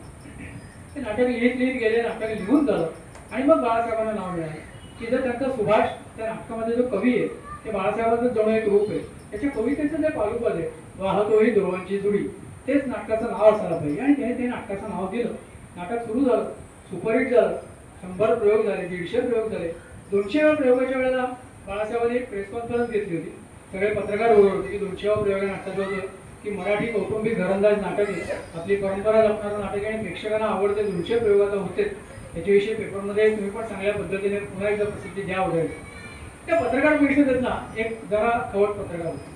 म्हणाला असा एक प्रश्न आहे बाबा, मी तुमचं नाटक बघितलं, दोनदा बघितलं, आवडला मला खूप, पण मला त्या प्रश्नाचं उत्तर काही मिळालं नाही. का हो, कुठला प्रश्न? हो ते नाटक सुभाष आणि त्याच्या ताईचं, तो असा थोडासा वाया गेलेला मुलगा आहे, वाम मार्गाला लागलाय, चोऱ्या करतो, हे करतो ते करतो आणि ताई त्याला सुधारते आणि त्याला पश्चाताप होतो शेवटी. या सगळ्याचा आणि वाहतुकी दुर्वांची जुडी याचा काय संबंध आहे? ते तो आपला कविता करतो आणि त्या कवितेची शेवटची ओळ आहे वाहतुकी दुर्वांची जुडी, म्हणून वाहतुकी दुर्वांची जुडी नाव ठेवलंय का तुम्ही? बाकीचे पत्रकार अरे बरं बाळासाहेब खूप तापट पण होते, असं काहीतरी कोणतरी खाली बसत लागले. मला म्हणाले कळली, मला तुमची अडचण कळली, बरं झालं तुम्ही हा प्रश्न विचारला. त्या निमित्ताने मला सगळ्यांनाच आज सांगता येईल की हे नाव का दिलेलं आहे या नाटकाला. म्हणजे दुर्वा जे असतात ते जमिनीवरती उगवलेले असतात, त्या जोपर्यंत आपण त्याची जुडी करत नाही ना तोपर्यंत पायदळी तोडवल्या जातात. त्याची आपण जुडी करतो आणि ती गजाननाच्या चरणी अर्पण करतो, मग त्या जुडीला खरा अर्थ प्राप्त होतो. ते सुभाषचं आयुष्य सगळं ना आधीचं ते दुर्वांसारखं आहे, जमिनीवर उगवलेलं, पायदळी तोडवलं जाणार आहे. जेव्हा तो पश्चाताप दर्द होतो आणि आपल्या सत्कार्याची जुडी म्हणून ताईच्या आयुष्याच्या पायावरती वाहतो, तेव्हा त्याच्या आयुष्याला अर्थ प्राप्त होतो. म्हणून तो म्हणतोय वाहतो ही दुर्वांची जुडी. लोकांनी त्या टाळ्यांचा गडगडाट केला, तो पत्रकार उभा राहिला, त्याने हात जोडले, मला माफ करा, मी ना तुम्हाला खरं तर चिडवायला हा कवट प्रश्न विचारत होता, पण तुम्ही ज्या पद्धतीने त्याचा अर्थ सांगितला तो खरंच आम्हाला कळलं. त्यामुळे समोर मी नाटककार आहे, नाटककार प्रत्येक गोष्ट काहीतरी विचार करून लिहित असतो, उगाच द्यायची म्हणून करायची म्हणून केलेली नसते. एवढंच मला तुम्हाला सांगायचं आहे. तुम्ही पत्रकार आहात, तुम्ही चांगल्या पद्धतीने लोकांसमोर मांडू शकाल. आता सांगा लोकांना हे शीर्षक असं का लिहिलंय तिथे, याची बातमी करून टाका. मला असं हजर दबावी होतं. म्हणजे हे तर त्यांनी त्यांच्या नाटकाचा आत्माच सांगितला, पण एक गमतीशीर मुलाखत एकदा जाहीर ठिकाणी झाली होती की सोजवळ घरंदाज कौटुंबिक नाटकाचे नाटककार बाळासाहेब तोलटकर आणि मादक सौंदर्याचा आयटम बॉम्ब पद्मा चव्हाण, त्या दोघांची संयुक्त मुलाखत. तो मुलाखत करता खट्याळ होता, तो असेच खट्याळ प्रश्न विचारत होता. पद्मा चव्हाण तुमच्यापैकी अनेकांना आठवत असेल तर बाई बोलायला बेफाट होत्या, तोंडावरती फटकन कोणाचाही अपमान करणारी प्रसिद्ध होत्या, फटकळ होत्या, कधी काय बोलतील याचा भरोसा नव्हता. त्यामुळे त्या फटाफट सुस्तीची उत्तरं देत होत्या, लोक हसत होते, टाळ्या वाजत होते. त्या मुलाखतकाराने पद्माबाईने एक प्रश्न विचारला की पद्माबाई समजा, म्हणजे फक्त कल्पना करा, आपण असं कल्पनेतच समजूया की समजा चुकून तुम्हाला बाळासाहेबांच्या वाहतोही दुर्वांची जुडी या नाटकामध्ये सोजवळ ताईची भूमिका करायला मिळाली तर कसं वाटेल? या गुगलीवरती पद्माबाईंची पण विकेट घेतली. त्यांना पण 2 मिनिटं काही पटकन त्यांच्या पद्धतीने तडक भरत उत्तर देता येईल. नाटकाचा नाटककार शेजारी बसलेला होता, ते तात्काळ उभे राहिले, त्याने असे कोपऱ्यापासून हात जोडले, आधी मुलाखत करताना मग पद्माबाईंना, आणि ते एवढंच म्हणाले, कधी नाही येवो अशी अमंगल घडी, वाहतो ही दुर्वांची जुडी.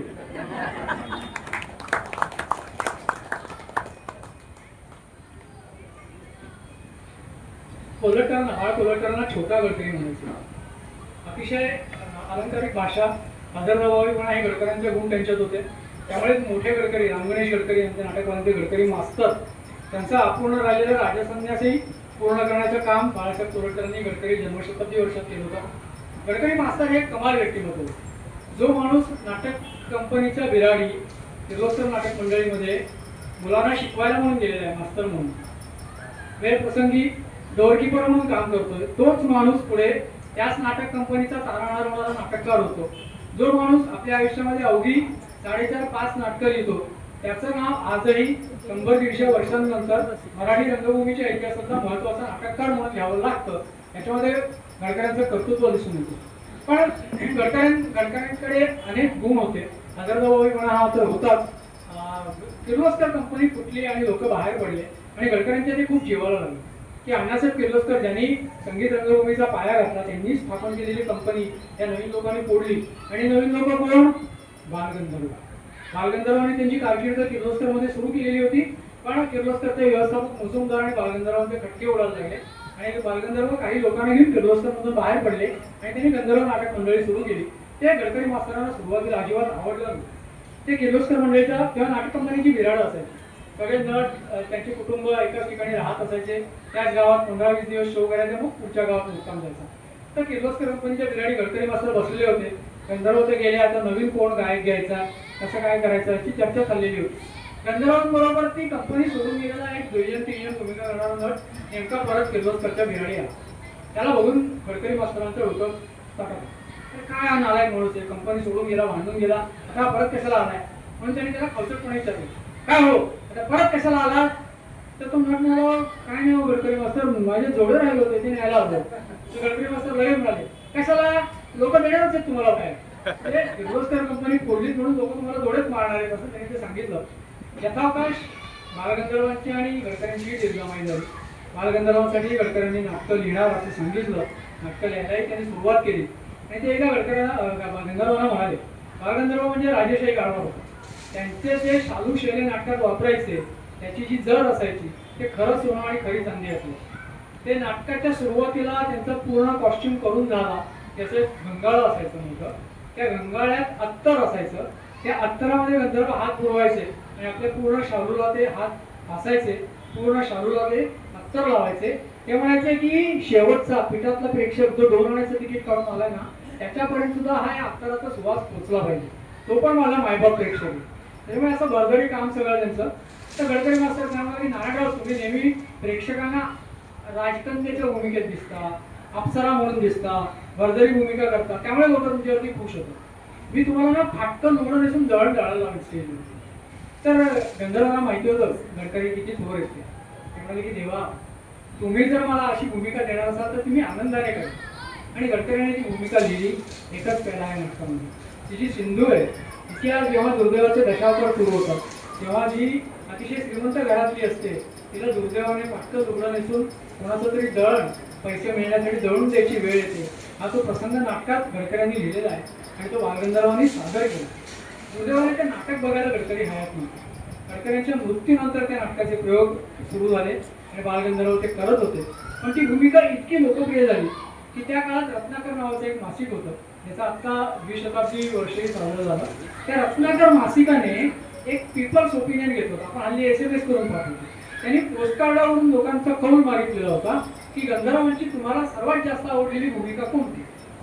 5000 लोकांनी महाराष्ट्र आणि महाराष्ट्र बाहेरून पोस्टकार्ड पाठवले. एवढी गंधर्वांची क्रेज होती की आम्हाला आवडलेली गंधर्वांची भूमिका ही असं लिहून दिलेलं होतं. त्या 5000 पत्रांमधल्या 3500 पत्रांमध्ये एकच पेलातली सिंधू हे लोकांनी दिलेलं होतं. हा जनतेने दिलेला कौल होता की गंधर्वांच्या बाकीच्या सगळ्या बळदरी भूमिकांपेक्षाही ते साध्या कपड्यातली आणि अतिशय करुण असं प्रधान नायिका आम्हाला सगळ्यात जास्त आवडते. गंधर्वांचं आयुष्य खूप चढउताराने भरलेलं. त्यांच्या शेवटच्या काळामध्ये बोलपटांचा उदय झालेला होता. मराठी रंगभूमीला अवस्था फारशी चांगली नव्हती आणि ती अवस्था चांगली नसल्यामुळे प्रेक्षक नाहीत, उत्पन्न नाही, अशा अवस्थेत ते प्रयोग करत होते. तरीही त्या नाटकाचे प्रयोग, त्यांचं वय वाढलेलं होतं, त्यांचा आवाज थकायला लागलेला होता, अशा अनेक अडचणी होत्या. पण त्या नाटकाचे प्रयोग करायचे. गंधर्वांची एक खूप चांगली लकब होती. ते जेव्हा मुख्य भूमिकेत असायचे आणि गाणं त्यांचं अर्थात असायचं, तर गाणं सुरू झालं की काय होतं, कुठल्याही संगीत नाटकामध्ये जो गाणारा कलाकार आहे ना, तो गायला लागले की त्या प्रसंगात बाकीचे जे काही 2-3 पात्र असतील त्यांना काही कामच राहत नाही, नो बिझनेस. ते नुसतं आपले उभे राहतात की हा नुसतं जे बघतात किंवा आपापसात थोडंसं काहीतरी बोलतात. बाकी त्याला काही काम नसतं, कारण गाणारा आपला ताना पलटे मारत असतो, लोक खुश होत असतात, टाळ्या वाजत असतात, तो गाणं रंगवत असतो आणि हे आपले सुरू करत असतात, तरी कधी संपेल माझं पुढचं संवाद होणार, अशी यांची गत झालेली असते. गंधर्व असं कधी होऊन नाही देत. गंधर्व गाणं म्हणायला त्यांनी सुरुवात केली, ध्रुवपद त्यांनी म्हटलं आणि ते ध्रुवपद ऑर्गनवरती वाजायला लागलं की जे आपला सहकलाकार असेल त्याच्याकडे वळायचे आणि त्याच्या जवळ जाऊन त्या प्रसंगाला अनुरूप असं काहीतरी बोलतोय असं भासवायचं. ते काय बोलतंय त्या पहिल्या रांगेतल्या प्रेक्षकांनी ऐकू जायचं नाही, त्या कलाकाराला ऐकू जायचं आणि ते अगदी जनरल असायचं. आज गर्दी जरा कमी आहे किंवा पुढच्या बुधवारचा प्रयोग रद्द करावा का असंही काही असायचं, किंवा लोकांना गाणं हे तर आवडायला लागणार हे जरा परत घेऊया असंही काही असायचं. त्यांच्या बरोबर काम करणाऱ्या सगळ्या कलाकारांना त्याची सवय झालेली होती की गंधर्व असं काही, पण त्याचा इफेक्ट वेगळा व्हायचा. त्याच्या लोकही त्या प्रसंगामध्ये गाण्यामध्ये ओढली जायची आणि प्रेक्षकांना ते खूप छान वाटायचं. तर हा असा उत्तरच्या काळातला प्रयोग गंधर्वांनी सुरुवात केली. गंधर्वांनी गायला सुरुवात केली तर त्यांची नाटकात भूमिका आईची होती आणि त्यांची मुलगी जो अर्थातच पुरुष पात्रच होता, त्यांच्यासारखा पुरुष पार्टी होता, तो साडी नेसून शेजारी होता. तर त्यांनी आईच्या भूमिकेत आपलं गाणं सुरू केलं आणि नाटकाच्या त्या मुलीकडे म्हणजे त्या पुरुषाकडे वळले, त्याच्या जवळ गेले आणि आई अशी मुलीच्या गालावर प्रेमाने हात फिरवला, तसा हात फिरवला आणि त्यांच्या लक्षात आलं की या भाऊने दाढी नाही केलेली, तिची दाढी हाताला लागते. सगळं म्हणाले देवा दाढी वाढली की हो तुमची. तर तो गंधर्वांच्या बरोबर काम करायला त्याला ह्या आपल्या उद्योगांची सवय होती. त्याने पण नाटकाला म्हणून माळ घालवली होती, तो काहीच बोलला नाही. गंधर्व परत त्यांच्या गाण्याकडे वळले, त्यांनी गाण्याची पुढची ओळ घ्यायला सुरुवात केली. पुन्हा पेटीवरती तो लहरा वाजायला लागला. आता ही नाटकातली मुलगी आपल्या आईच्या जवळ आली. आईच्या अगदी जवळ जाऊन गळ्यात हात टाकून तिने गंधर्वांच्या गालावरून हात फिरवला, म्हणाली अहो आईची जर वाढलीये तर मुलीची नाही का वाढणार. पण गंधर्वांचा एक युग होता, त्यामुळे आजही मी म्हटलं तसं गंधर्व म्हटल्यावरती आयदर त्यांची भामिनी किंवा त्यांची सिंधू आपल्याला आठवते. एक नट आणि एक भूमिका यांचं ना नियती काहीतरी एक जोड बांधून देत असते. त्याच्यामुळे नटसम्राट म्हटलं की आपल्याला डॉक्टर श्रीराम लागू वाटतं, किंवा आश्रमची दही फुले म्हटल्यावरती डॉक्टर काशीनाथ घाणेकर आठवतात, गारंबीचा बापू म्हटल्यावर डॉक्टर काशीनाथ घाणेकर आठवतात, लेकूर देवदंड झाली म्हटल्यावरती श्रीकांत मोगे आठवते, ती पुराणी म्हटल्यावरती भक्ती बर्वे आठवते. तसाच एक नट आणि एक नाटक यांची जोड नियतीने अशी काही बांधलेली आहे की त्या नटाच्या निधनानंतर आज 20 वर्षांनी ती जोडी कोणाला अलग करता आलेली नाही. ते नाटक, ती भूमिका आणि तो नट हेच मराठी रंगभूमीच्या इतिहासात आढळपण मिळवून बसलेले आहेत. आणि ते नाटक अर्थात तो मी नव्हेच, ती भूमिका लखोबा लोखंडे आणि कलाकार प्रभाकर फणशीकर. हे नाटक जितकं इंटरेस्टिंग आहे ते अनेक वेळा तुम्ही बघितलं असेल, ते आता व्हिडिओवरती पण अवेलेबल आहे. त्याच्यापेक्षा त्याची जन्मकथा 1000 पटीने इंटरेस्टिंग आहे. आणि आज नेमका अत्रेंचा स्मृतिदिन आहे, त्याच्यामुळे अत्रे साहेबांच्या उदंड कामगिरीतला एक छोटासा नमुना या निमित्ताने मला तुमच्यासमोर पेश करता येतो. तर तो सगळा किस्सा अशा इथून घडत गेला की नाट्य निकेतन नावाची त्या काळात एक संस्था होती. 1962-63 मधली गोष्ट आहे. मो ग रांगणेकर हे तिचे संस्थापक, दिग्दर्शक, लेखक. मो ग रांगणेकरांनी स्वतः रंगभूमीवरती चांगली नाटकं लिहिलेली आहेत, कुलवधूसारखी. त्यांनी मराठी रंगभूमीला एक नवा चेहरा दिलेला होता, नाट्यसंगीताला एक वेगळं वळण लावलेलं होतं. आणि ह्या मो ग रांगणेकरांचं भटाला दिली ओसरी नावाचं एक विनोदी नाटक होतं, तुफान चालू होतं त्या काळामध्ये. त्याच्या 200व्या प्रयोगाला त्याने आचार्य यात्रेला पाहुणे म्हणून बोलवलं. थोडासा आधी काही 2 वर्ष रांगणेकर आणि आत्र्यांचा एका नाटकावरून हक्का ओळखला, म्हणजे वाद झालेला. आता आत्र्यांना जे ओळखतात त्यांना माहिती आहे की आत्र्यांच्या बरोबर वाद झाला नाही असा माणूस कदाचित आत्र्यांना भेटलेलाच नसेल. ज्या कोणाला आत्रे भेटले त्याच्याशी आत्र्यांचा वाद झालाय, तो वाद ते जेवढे आवेशाने खेळलेले, त्या वादात त्यांनी जेवढे जोरात बुद्धे लगावलेले, तेवढंच नंतर त्यांनी त्या माणसाची प्रेमाने पाठ पण चोपटलेली. त्याचं सगळ्यात आदर्श उदाहरण म्हणजे सखा पाटील, आत्र्यांच्या भाषेत सदोबा. संयुक्त महाराष्ट्राला विरोध करणारे काँग्रेसचे पुढारी, मराठ्यामधून अग्रलेखाची फैरच्या फैर आत्र्यांनी सखा पाटलांनंतर झाडलेली होती. पण याच सखा पाटलांच्या अमृत महोत्सवाला प्रमुख पाहुणे आचार्य यात्रेत होते. आणि त्या दिवशी ते जे बोलले ते सखा पाटलांविषयी त्यांचा मित्र सुद्धा बोलू शकणार नाही, इतकं चांगलं बोलले.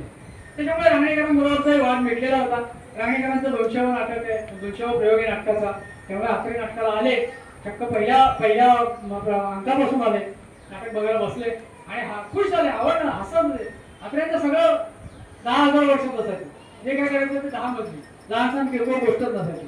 त्यामुळे मध्यंतरामध्ये जेव्हा सत्कार समारंभ वगैरे होता त्याच्यामध्ये आत्रे बोलायला उभे राहिले. आज प्रथमच दुसऱ्याचं नाटक बघताना मी मनापासून हसलो.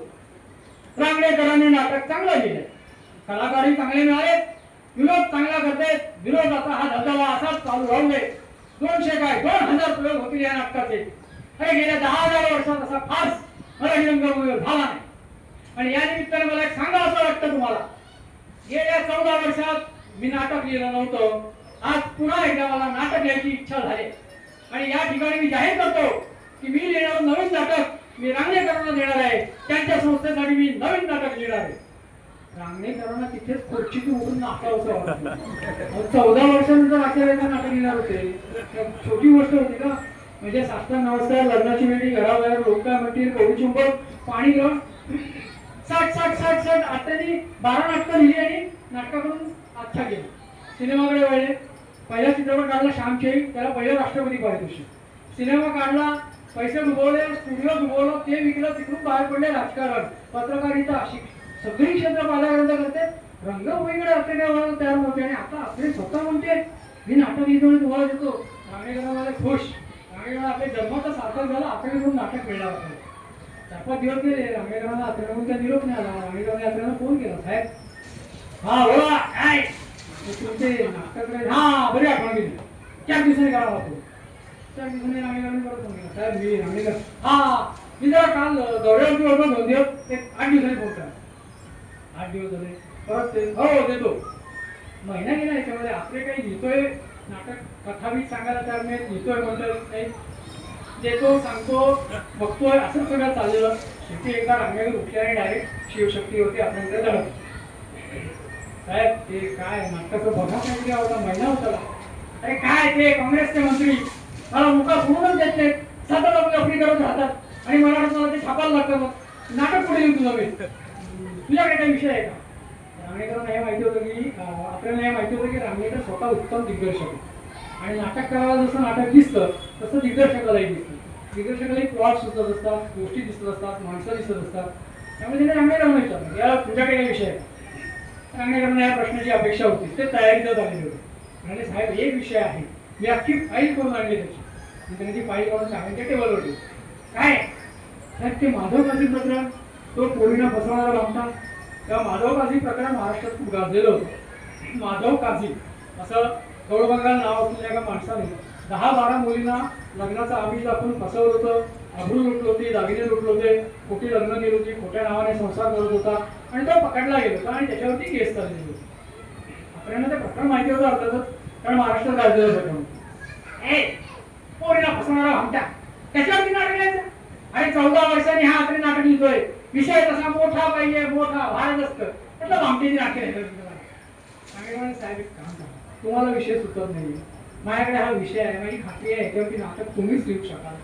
तुम्ही एक 4 दिवसात वेळ काढा आणि फाईल एकदा छाळा आणि मग मला सांगा की मग आपण दुसरा विषय घेऊ. त्यामध्ये वर्किंग आहे, आत्ताची बॅग कळली असं म्हणजे रांगणेकरांना पाठवून दिलं. 4 दिवसांनी आपल्याला फोन, रांगणेकर तुमचं नाटक लिहायला घेतलं, त्याच भामट्यावरती लिहायला घेतलं, महाराष्ट्रात प्रसिद्ध करून टाकू द्या, काही काळजी करू नका, नाटकाचं नाव लिहून घ्या, मी तो नव्हे, चला मुहूर्ताची तयारी करा. साहेबांनी बरोबर घेतलं म्हणजे आता नाटक 100% साहेब लिहिला. त्यांनी समोरच्या पॅडवरती गाण्याने नाव लिहून ठेवलं, मी तो नव्हे. 8 दिवसानंतर ते गेले साहेबांकडे. साहेब लिहायला सुरुवात, 2 प्राईज झाले, वाचून दाखवलो. आपण रांगणेकरांना नाटकाचं प्रयोजन करून वाचून दाखवले आणि पुढचा साधारण आराखडा सांगितला.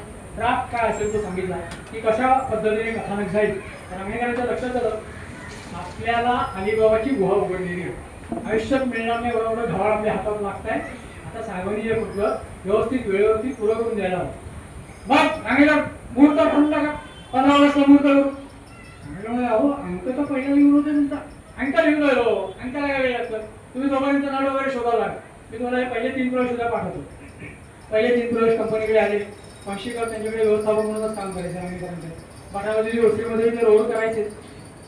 साहेब पण त्या 3 प्रवेशांचं वाचन झालं आणि मग रांगणेकरांनी पंशीकरांची डिस्कशन सुरू झाली की एक महत्त्वाचा रोल आहे. आणि तो रोल असा आहे की ज्याला 5 वेगवेगळ्या कॅरेक्टर्स दाखवायचे, पटापटा पोशाख पण बदलायचे, तो कन्व्हिन्स करता आला पाहिजे की हा माणूस तो नाही आणि तरीही तो आहे. हे सगळं कसं पूर्ण होऊ शकेल, कुठला नट हे आव्हान पेरू शकेल, याविषयी त्यांची चर्चा सुरू होते. आणि त्या काळातल्या लोकप्रिय नटांची पंशीकर नावं सुचवायचे. पण रमेश देवला विचारलं रमेश देवाचा एकदम लोकप्रिय हिरो आहे, तो हे करू शकेल. राजीव गोसावीला विचारलं होतं, त्यांच्याकडे व्हेरिएशन्स खूप आहेत राजामध्ये. आत्माराम मेंढे स्टेजवरचा मोठा म्हणून ते करू शकतील का, किंवा मग बापूराव माने आपल्याचे लाडके त्यांना विचारायचं का. असं सगळं ते नावांचं डिस्कशन चाललेलं होतं. एकीकडे त्या प्रवेश लिहून देत होते, महिलांचा अख्खा लिहून झालेला होता, दुसऱ्या अंगाला सुरुवात झालेली होती. आपल्याला सवय होती, म्हणजे त्यांच्या सगळ्या गोष्टी एकमेकांशी कनेक्टेड असतात. आता हे नाटक लिहिते रंगभूमीतलं, ते एका फसवणाऱ्या भामट्या माणसाचं नाटक लिहिते, त्या कॅरेक्टरला काहीतरी नाव देते. तर त्याचं नाव आपल्याला सगळ्यांना त्या कॅरेक्टरचं नाव काय माहिती आहे, लखोबा लोखंडे. मूळचं नाव लखोबा नव्हतं, ते त्यांनी सदोबा ठेवलेलं होतं. सदोबा का, तर सखा पाटील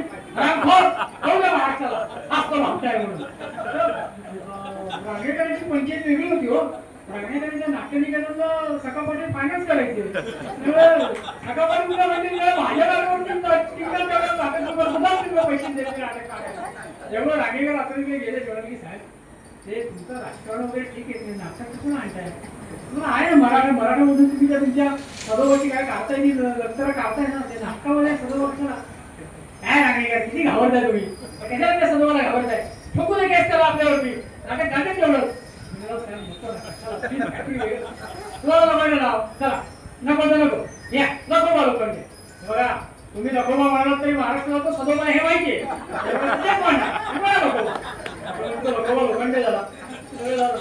15 ऑगस्ट नाटकाचा मुहूर्त, 15 ऑगस्ट नाटकाचा मुहूर्त जाहीर केला न केला नाटकाचा पहिला प्रयोग ठरला. तो पुढे दिल्लीला दसऱ्याला 3 ऑक्टोबर. अकऱ्यांचं नाटक 14 वर्षानंतर येत आहे. दिल्लीच्या लोकांमध्ये आमच्याकडे पहिला प्रयोग झाला नाही, पण रात्री जेव्हा खासदार झालेले होते, त्याच्यामुळे खासदार अकऱ्यांचं नाटक दिल्लीतच व्हायला पाहिजे. दिल्लीतला शो जाहीर झाला आणि 4 दिवसांनी दिल्लीच्या संयोजकांचा रांगेकरांना फोन, रांगेकर शो जे जाहीर केलेला आहे तुमच्या तालमी गेलेलं नाही, आमच्या तालमी चालू होतात सुरू होती मुहूर्त करतो तुम्हाला. नाही मी काय म्हणतोय, आणखी 2 दिवस थांबा दिल्लीत, कारण हा हाऊसफुल झाला आहे, तर आणखी एक शो करायला लागेल तुम्हाला, म्हणजे बाकीच्या लोकांना बघताय. त्याच्यामुळे एका पाठोपाठ 2 शो दिल्लीतले ठरले, त्याची तिकीट विक्री धुमधडाक्यात सुरू झाली. नाटकाचा मुहूर्ताच्या दिवशी पेपरला जाहिरात रांगेकर देणार होते, तर आता नाटकाचं नाव दिलेलं होतं मी तो नव्हे. त्यांच्या दिग्दर्शकाला त्या नावामध्ये पंच मिळेल, मी तो नव्हेच नाही, तो मी नव्हेच पाहिजे. का तो मी नव्हेच पाहिजे, तर सगळे पुरावे सगळे साक्षीदार ओढून सांगते की हा लखोबा लोखंडे म्हणजेचा राधेश्याम महाराजे, म्हणजेचा कॅप्टन परांजपे, म्हणजेचा दिवाकर शास्त्री, आणि तो मात्र म्हणतो तो मी नव्हे. मला म्हणते वेगळा माणूस हवा, तो मी नव्हे. तर ती तो मी नव्हेची जी पंचलाईन आहे ती त्यांनी जाहिरात देताना नाटकाचं नाव बदललं. नाटकाच्या मुहूर्ताच्या आदल्या दिवशी मराठा सकट सगळी जाहिरात झाली. साहेबांनी काही ती प्रसिद्ध व्हायची आधी बघितली नव्हती, त्यांनी मराठा उघडला, नाटकाची जाहिरात. नाट्यनिकेतन सहर्ष सादर करते 14 वर्षानंतर साहित्य सम्राट आचार्य यात्रे यांचं नवं नाटक, दिग्दर्शक मोगर रांगेकर, लेखक आचार्य यात्रे, तो मी नव्हे. बघितलं त्यांनी फोन फिरवला, काय रांगेकर नाटक बसवायला घ्यायच्या आधीच माझी तुम्ही बदनामी करताय. बरं आपल्याला त्यांच्या नाटकाच्या संवादाबद्दल भयंकर टच होतं. म्हणजे लग्नाची वेळेमध्ये किंवा ओडिशंमध्ये कलाकारांनी ॲडिशन घेतले की खूप चिडायचे. ते म्हणजे मी ताजमहल बांधलाय, तुमच्या विटा लावू नका त्याला, तुमच्या विटाने काय तुमची घरं बांधायची ती बांधा, माझा ताजमहल खाप करू नका. ते म्हणजे इतर नाटकाचं शीर्षकच बदललं होतं रांगेकरांनी. त्यामुळे त्यांनी जी खरडपट्टी काढायला सुरुवात केली रांगेकरांची. रांगेकर साहेब 2 मिनिटं मी येतो तुमच्याकडे, आपण फोन करून प्रॅक्टिस करू. रांगेकर येण्यावर रांगेकरांनी सगळं लॉजिक समजून सांगितलं. मग जरा आपले शांत झाले, ठीक आहे तसं काय तुम्ही फार बदल नाही केलेला, तिकडचा शब्द तिकडे गेलाय, तेवढं चालू झालं. दिग्दर्शकाचं स्वातंत्र्य म्हणून मला माफ करतो. उद्या येतो मी मुहूर्ताला. दुसऱ्या दिवशी 15 ऑगस्टला कंपनीच्या बिघाडी मुहूर्त होता, सगळ्यांना जमलेले होते. अत्रे आले, स्क्रिप्टची पूजा होणार, अरे आमचा लखोबा कुठं आहे. लखोबा म्हटल्यावरती रांगेकरांनी पंशीकरांना पुढे आणला. हे काय सर आपला प्रभाकर करतो, प्रभाकर पंशीकर. पण पंशीकर कोण पंशीकर, तो लखोबा काढणार. काय रांगेकर कोणाला नवीन माणसाला काम द्यायचं तुम्ही. नाही सर तुम्हाला त्याचं काम आवडलं होतं, भटांजली वसूल होतं तुम्ही. तर छोटा रोल होता रांगेकर, हे अख्खं नाटक आहे, हा करणार नीट. मला तरी सांगायचं, मी राजन जावळेला सांगितलं असतं, बापूराव माने होते आपले, आणखी पुढे आणलं असतं आपण. तुम्ही कमाल करता, तुम्ही काय. मात्र जरा नाराज झाले, तुम्ही मुहूर्त वगैरे केला, ते गेले. दुसऱ्या दिवशी त्यांनी रांगेकरांना परत फोन केला की हे बघा रांगेकर, तुमच्या कंपनीची स्थिती बरी नाही म्हणून तुम्हाला मी नाटक लिहून दिलं, तर तुम्ही हा फोन तो पंशीकर पिंशीकर आणलाय आणि त्याला हे नाटक करायला देतात. मला काय खरं वाटत नाही नाटकाचं. उद्या नाटक पडलं तर माझ्यावरती बोलू नका, हा त्यांनी वाईट नाटक दिलं, तुम्ही जबाबदार. नाही साहेब, नाटक नक्की चांगलं होईल, माझ्यावर विश्वास ठेवा साहेब. फक्त तेवढे ते शेवटचे 3 प्रवेश द्या ना आम्हाला, आमचे चांगली आले होतो. कारण नाटकाचे शेवटचे 3 प्रवेश बाकी होते. मग अत्रे गेले रशियाच्या दौऱ्याला, मग काय विधिमंडळाचं अधिवेशन, मग काय संसदेचं अधिवेशन. यांच्याकडे नाटकाचा शेवटचा प्रवेश यायची खोटी. नाटक आता कसं करायचं, 8 दिवसांवरती पहिला प्रयोग आलेला आहे. तर त्या काळात तुम्ही नव्हे ते व्हायचं ना. आपण बऱ्याच लोकांनी बघितलं ते फिरत्या रंगमंचावर बघितलं. ते पुढे जेव्हा पणशीकरांकडे नाटक आलं तेव्हा त्यांनी महात्मा मेस्त्रींच्या मदतीने ती रंगमंचाची संकल्पना डेव्हलप केली. अकरांच्या काळात सुरुवातीचे जेवढे काही 700-800 प्रयोग झाले ते सगळे एकाच रंगमंचावरती, रंगमंचाची विभागणी केलेली आहे त्याची. अर्ध्या भागात कोर्ट, अर्ध्या भागामध्ये बाकीचे सीन असं ते व्हायचं. तिथे रंगमंचाची आखणी आणि तो सेट बीट लावलेला होता. शेवटचा प्रवेशच येत नाहीये. दिल्लीला जायची वेळ आली, शेवटचा प्रवेश आहे. पंजाब मेल सुटायला 10 मिनिटं असताना अत्र्यांचे परतुरे, गप्पा परतुरे फाईल घेऊन रेल्वे स्टेशनवरती आले आणि त्यांनी रांगणेकरांची हातात फाईल दिली. हा शेवटचा प्रवेश आहे, साहेबांनी दिलाय. आता 3 दिवसांनी आम्ही सगळे येतो दिल्लीला प्रयोग बघायला. रांगणेकरांनी कपाळावर हात मारला, ते आतमध्ये आले. शेवटच्या प्रवेशात तुम्हाला माहिती आहे की सरकारी वकिलाचं एक दीर्घ भाषण, तो अख्खी केस स्टँड करतो की हा माणूस किती नीच आहे, किती नालायक आहे, त्याने मुलींचे आयुष्य कशी उद्ध्वस्त केले आणि याला कशी कडक शिक्षा झाली पाहिजे. त्याचा सगळा तो स्टँड झाल्यानंतर शेवटचं बचावाचं भाषण, स्वतःचा बचाव करायला लखुबा लोखंडे उभा राहतो आणि लखुबा लोखंडे जो बोलतो त्यामुळे पूर्ण बाजी फिरेल की काय अशी भीती वाटायला लागते. कारण लखुबा लोखंडे दाखवून देतो की दोष लखुबाचा नाहीये, दोष आपल्या समाजरचनेचा आहे. दोष लग्नाला महत्व अतिवास्तव देणाऱ्या पालकांचा आहे आणि लग्न करताना आपल्या मुलीला कोणाकडे देतोय हे आंधळेपणाने न बघणाऱ्या समाजाचं आहे. ह्या पद्धतीने ते सगळं होतं. अत्र्यांनी एक काम केलं, त्याच्यामध्ये नंदा पाटकर होते, ते सरकारी वकील करायचे आणि पणशीकर होता लखुबा लोखंडे. दोघांना वरचे बर दिले, हातात कागद दिले आणि ते दिल्ली पण खाली उतरू नका. आता वरती बसून तुम्ही फक्त संवाद पाठ करा. चहा जेवण सगळं ह्याला बर कोणते आलं डिस्टर्ब करू नका. ते दिल्लीला आले. तर प्लॅनिंग कसं होतं की हे दिल्लीला पोहोचतील तेव्हा नाटकाचा सगळा सेट जो ट्रकमधून येणार होता, महाराष्ट्रातून 2 दिवस आधी पाठवलेला होता, तो दिल्लीत आलेला असेल. त्यामुळे मग 1 दिवस होता मध्ये रंगीत तालीमीला एक हॉल घेतलेला होता. इकडे सेट लावून अख्ख्या सेटवरती पूर्ण 3 अंकाची रंगीत तालीम करायची. तिथे गेल्यानंतर त्यांना कळलं काही नाही, काय अडचणीमुळे तो ट्रक अजून दिल्लीत पोहोचलेला नाही आणि रंगीकरांच्या पोटात भीतीने गोळा. उद्याचा 1 दिवस मध्ये परवा शो करायचा आहे, अजून सेटच आलेला नाही, प्रॉपर्टीच आलेली नाही, रंगीत तालीमच झालेली नाही. तर कसं करायचं. दुसऱ्या दिवशी पहाटे तो ट्रक आल्या जिकडे रंगीत तालीम करायची तिच्या हॉलला तो पाठवून दिला. तिथे गेल्यानंतर असं लक्षात आलं की त्या स्टेजची लांबी रुंदी कमी आहे, त्याच्यामुळे नाटकाचा अख्खा सेट लावताच येणार नाही. त्याच्यामुळे तालमीत जसं चाललेलं होतं की कोर्टाचं सीन करा, कोर्टाचं सीन काढा, मग बाकीचे सेट लावा, त्याचे सीन करा, म्हणजे थोडक्यात रंगीत तालीम होऊच शकत नाही. रांगणेकर कपाळा बळवत त्या पायऱ्यांवरती स्टेजच्या येऊन बसले. थिएटरच्या त्यांनी सांगितलं पणशीकरांना काय जमतील तेवढे प्रवेश करून बघा, तुम्ही प्रॉपर्टी चेक करा. थोड्या नंतर पणशीकर लोक असं बाहेर वेळेवेळी आहेत काय. नाटकाची रंगीत तालीम झालेली नाही, एक रंगून झालेली नाही. उद्या पहिला प्रयोग दिल्लीतला आचार्य महाराष्ट्रातल्या 100 लोकांना घेऊन येते, दिल्लीतल्या लोकांनी हाऊसफुल केलं. हे हसत काय येतील लोक. पणशीकर वेळ लागला मला, हसताय काय. कोणाला रंगीकर मला काय टेन्शन आलंय. अहो रंगीत तालीम अपुरी राहिली, रंगीत तालीमच झाली नाही म्हणून तर रंगीकर टेन्शन घेऊ नका. तुम्ही रंगभूमीचा नियम विसरलात का. आपल्या रंगभूमीचा संकेत आहे, ज्या ज्या नाटकाची रंगीत तालीम अर्धवट होते ते नाटक सुपरहिट होतं. आपलं नाटक सुपरहिट होणार. म्हणजे पणशीकर कसले तरी नियम मला सांगू नका, मला इथे भीतीने जीव जायची वेळ आहे. अत्र्यांची गाठ आहे. पणशीकर रंगीकर नेताच राहा, आपण नाटक चांगलं करणार. दुसऱ्या दिवशी जिथे होणार होतं तिकडे तो सेट लागला व्यवस्थित, तो एकदा बघितला लोकांनी. नाटकाची वेळ आली, अत्रे सगळे मान्यवर येऊन बसले. अर्धा केंद्रीय मंत्रिमंडळ बसलेलं नाटकाला, महाराष्ट्रातले सगळे खासदार, इतर सगळे मान्यवर बसले. नाटकाला सुरुवात झाली की पहिल्या 10 मिनिटात नाटकाने प्रेक्षकांची पकड घेतली. अत्रे स्वतःच जाऊन दुसऱ्याचं नाटक आपण बघतोय अशा थाटात हसत होते, टाळ्या वाजवत होते, डाक देत होते, खूप खुश झालेले दिसत होते. इंटरव्ह्यूमध्ये ते घाईने आतमध्ये आले, रांगणेकरांना जवळ घेऊन पाठीत थोपाटलं, पणशीकरांच्या पाठीवरती थाप मारली, छान करतोय आणि परत बाहेर येऊन बसले. पूर्ण प्रयोग तुफान रंगला. लोकांनी डोक्यावरती घेतला, स्टँडिंग ओवेशन मिळालं. सगळ्या नटांनी पुढे येऊन ती मानवंदना स्वीकारली. नाटकाच्या नंतर अत्र्यांच्या बंगल्यावरती अर्थातच सेलिब्रेशन होतं. अत्र्यांचं 14 वर्षांनी आलेलं नाटक आणि आता तर ते सुपरहिट होणार. शो इतका रंगलेला आहे, मोठी पार्टी ठरलेली होती. त्यामुळे सगळी मंडळी अत्र्यांच्या बंगल्यावरती गेली. पणशीकर आणि बाकीचे नाट सगळे गेला धर्मशाळेत राहत होते. तिकडे त्यांची जेवायची व्यवस्था होती. पंचवीरांनी त्यांच्या आत्महत्येला जात गेल्या. त्याला की आम्ही बिर्ला धर्मशाळेत आलो आणि मी पानावरती बसलो आणि एक माणूस मला बोलवायला आला. साहेबांनी बोलवलं, साहेबांनी आठवड्यावरती बोलवलं, जेवण येतं. अहो नाही, ती पार्टी तुमच्यासाठी खोळंबली तिकडे, केंद्रीय मंत्री थांबले, तुम्हाला ताबडतोब बोलवलं.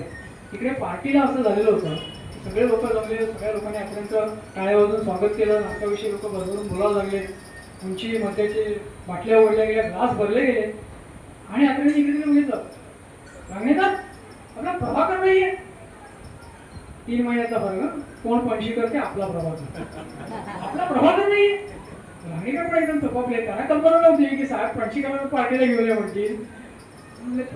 अहो प्रभाकर प्रभाकर प्रभाकर पणशीकर माझा हिरो, त्याने तर नाटक जिवंत केले. ही पार्टी त्याच्यासाठी आहे.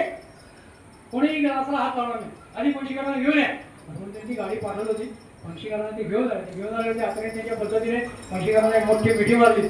गेल्या 10,000 वर्षात तुझ्याकडे न झाला नाही प्रभाकर, माझा लखोबा तू जिवंत केलास. तुझ्यापेक्षा चांगला लखोबा कोणी करू शकत नाही.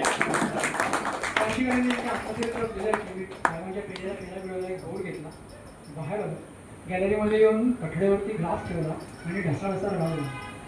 ते म्हणजे गेल्या 10 वर्षांचा माझा सगळा संघर्ष आत्र्यांच्या त्या वाक्याने भरून निघालेला. 10वी 11वीत असताना शाळेच्या नाटकात काम केलं म्हणून नाटकाची ओढ काय लागली. शिक्षण अर्धवट सोडलं. वेदशास्त्र संपन्न घराण्यातला मुलगा नाटकात चेहऱ्याला रंग लावायचा म्हणून घर सोडून पळून गेला.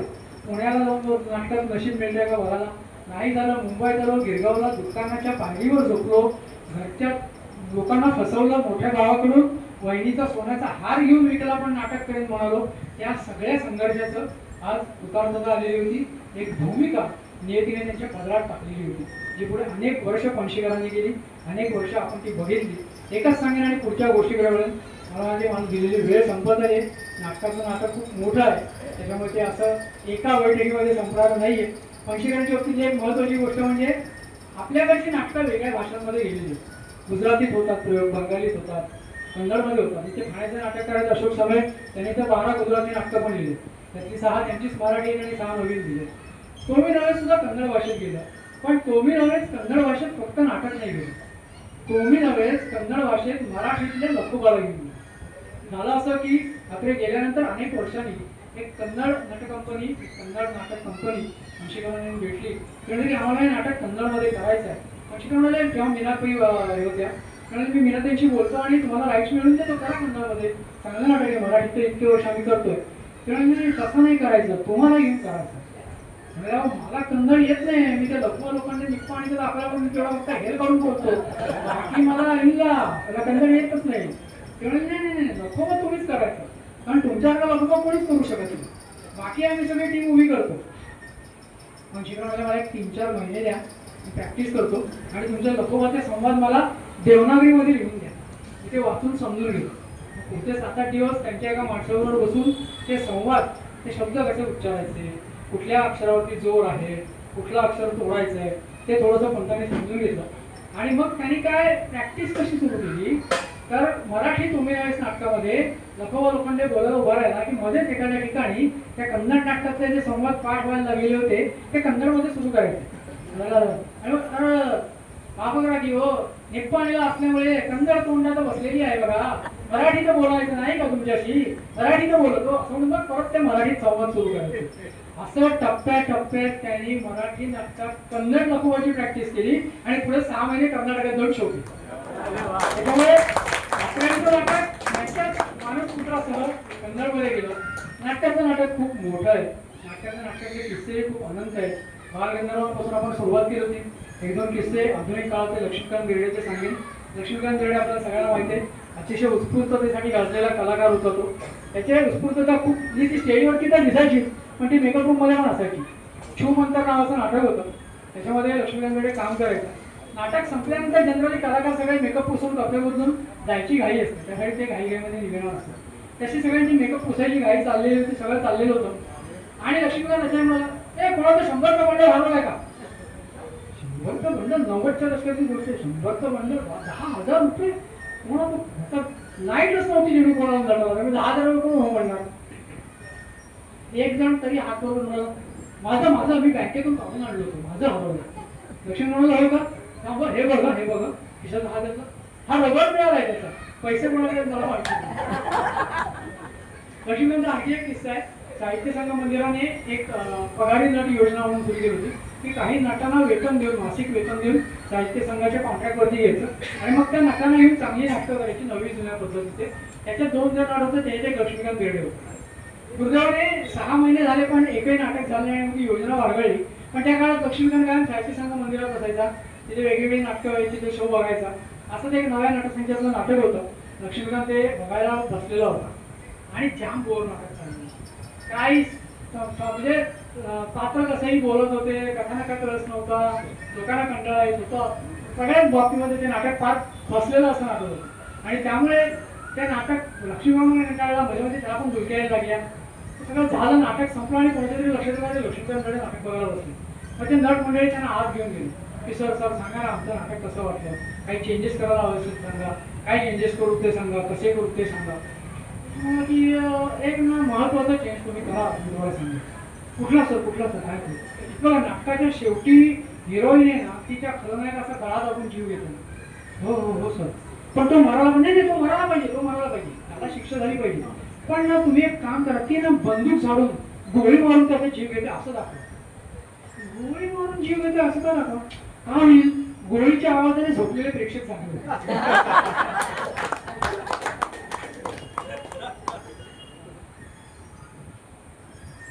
या नाटकाच्या नाटकमध्ये ज्या एका नटाविषयी मी आवर्जून बोलतो त्याचा एक किस्सा सांगतो आणि समोर वगैरे येतो.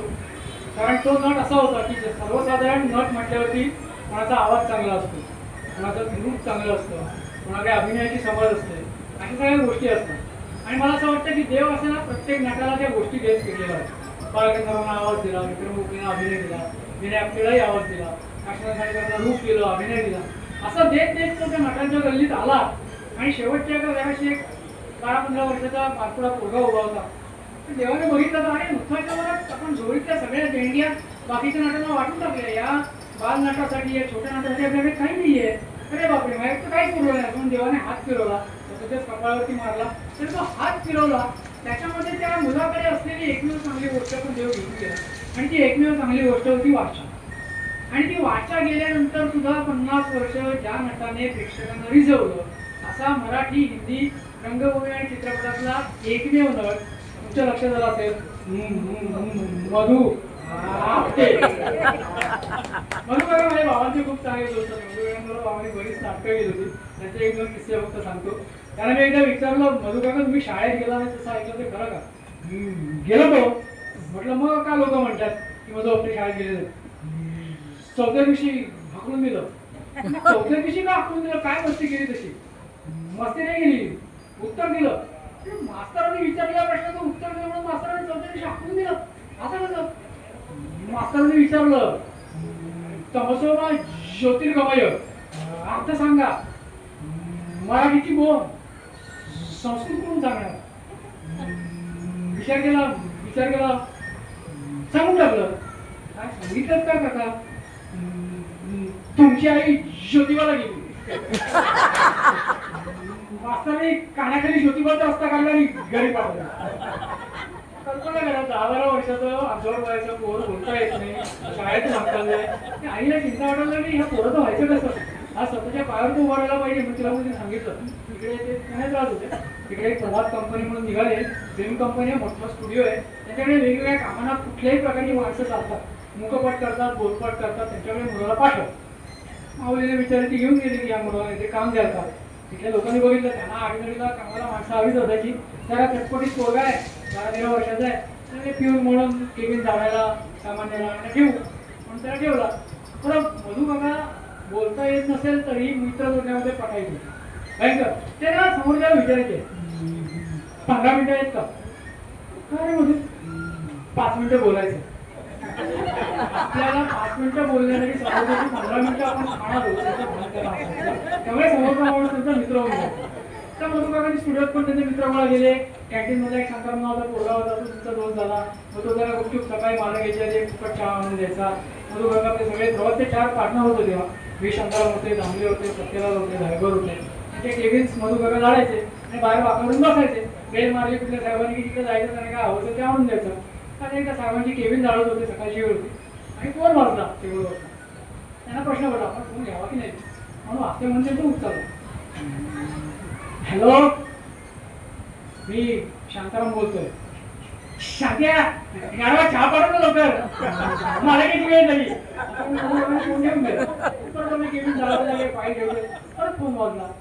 परत फोन करणार, मी शांताराम बोलतोय. शांत्या, नाव माहितीये तुझं, चहा पाड चहा.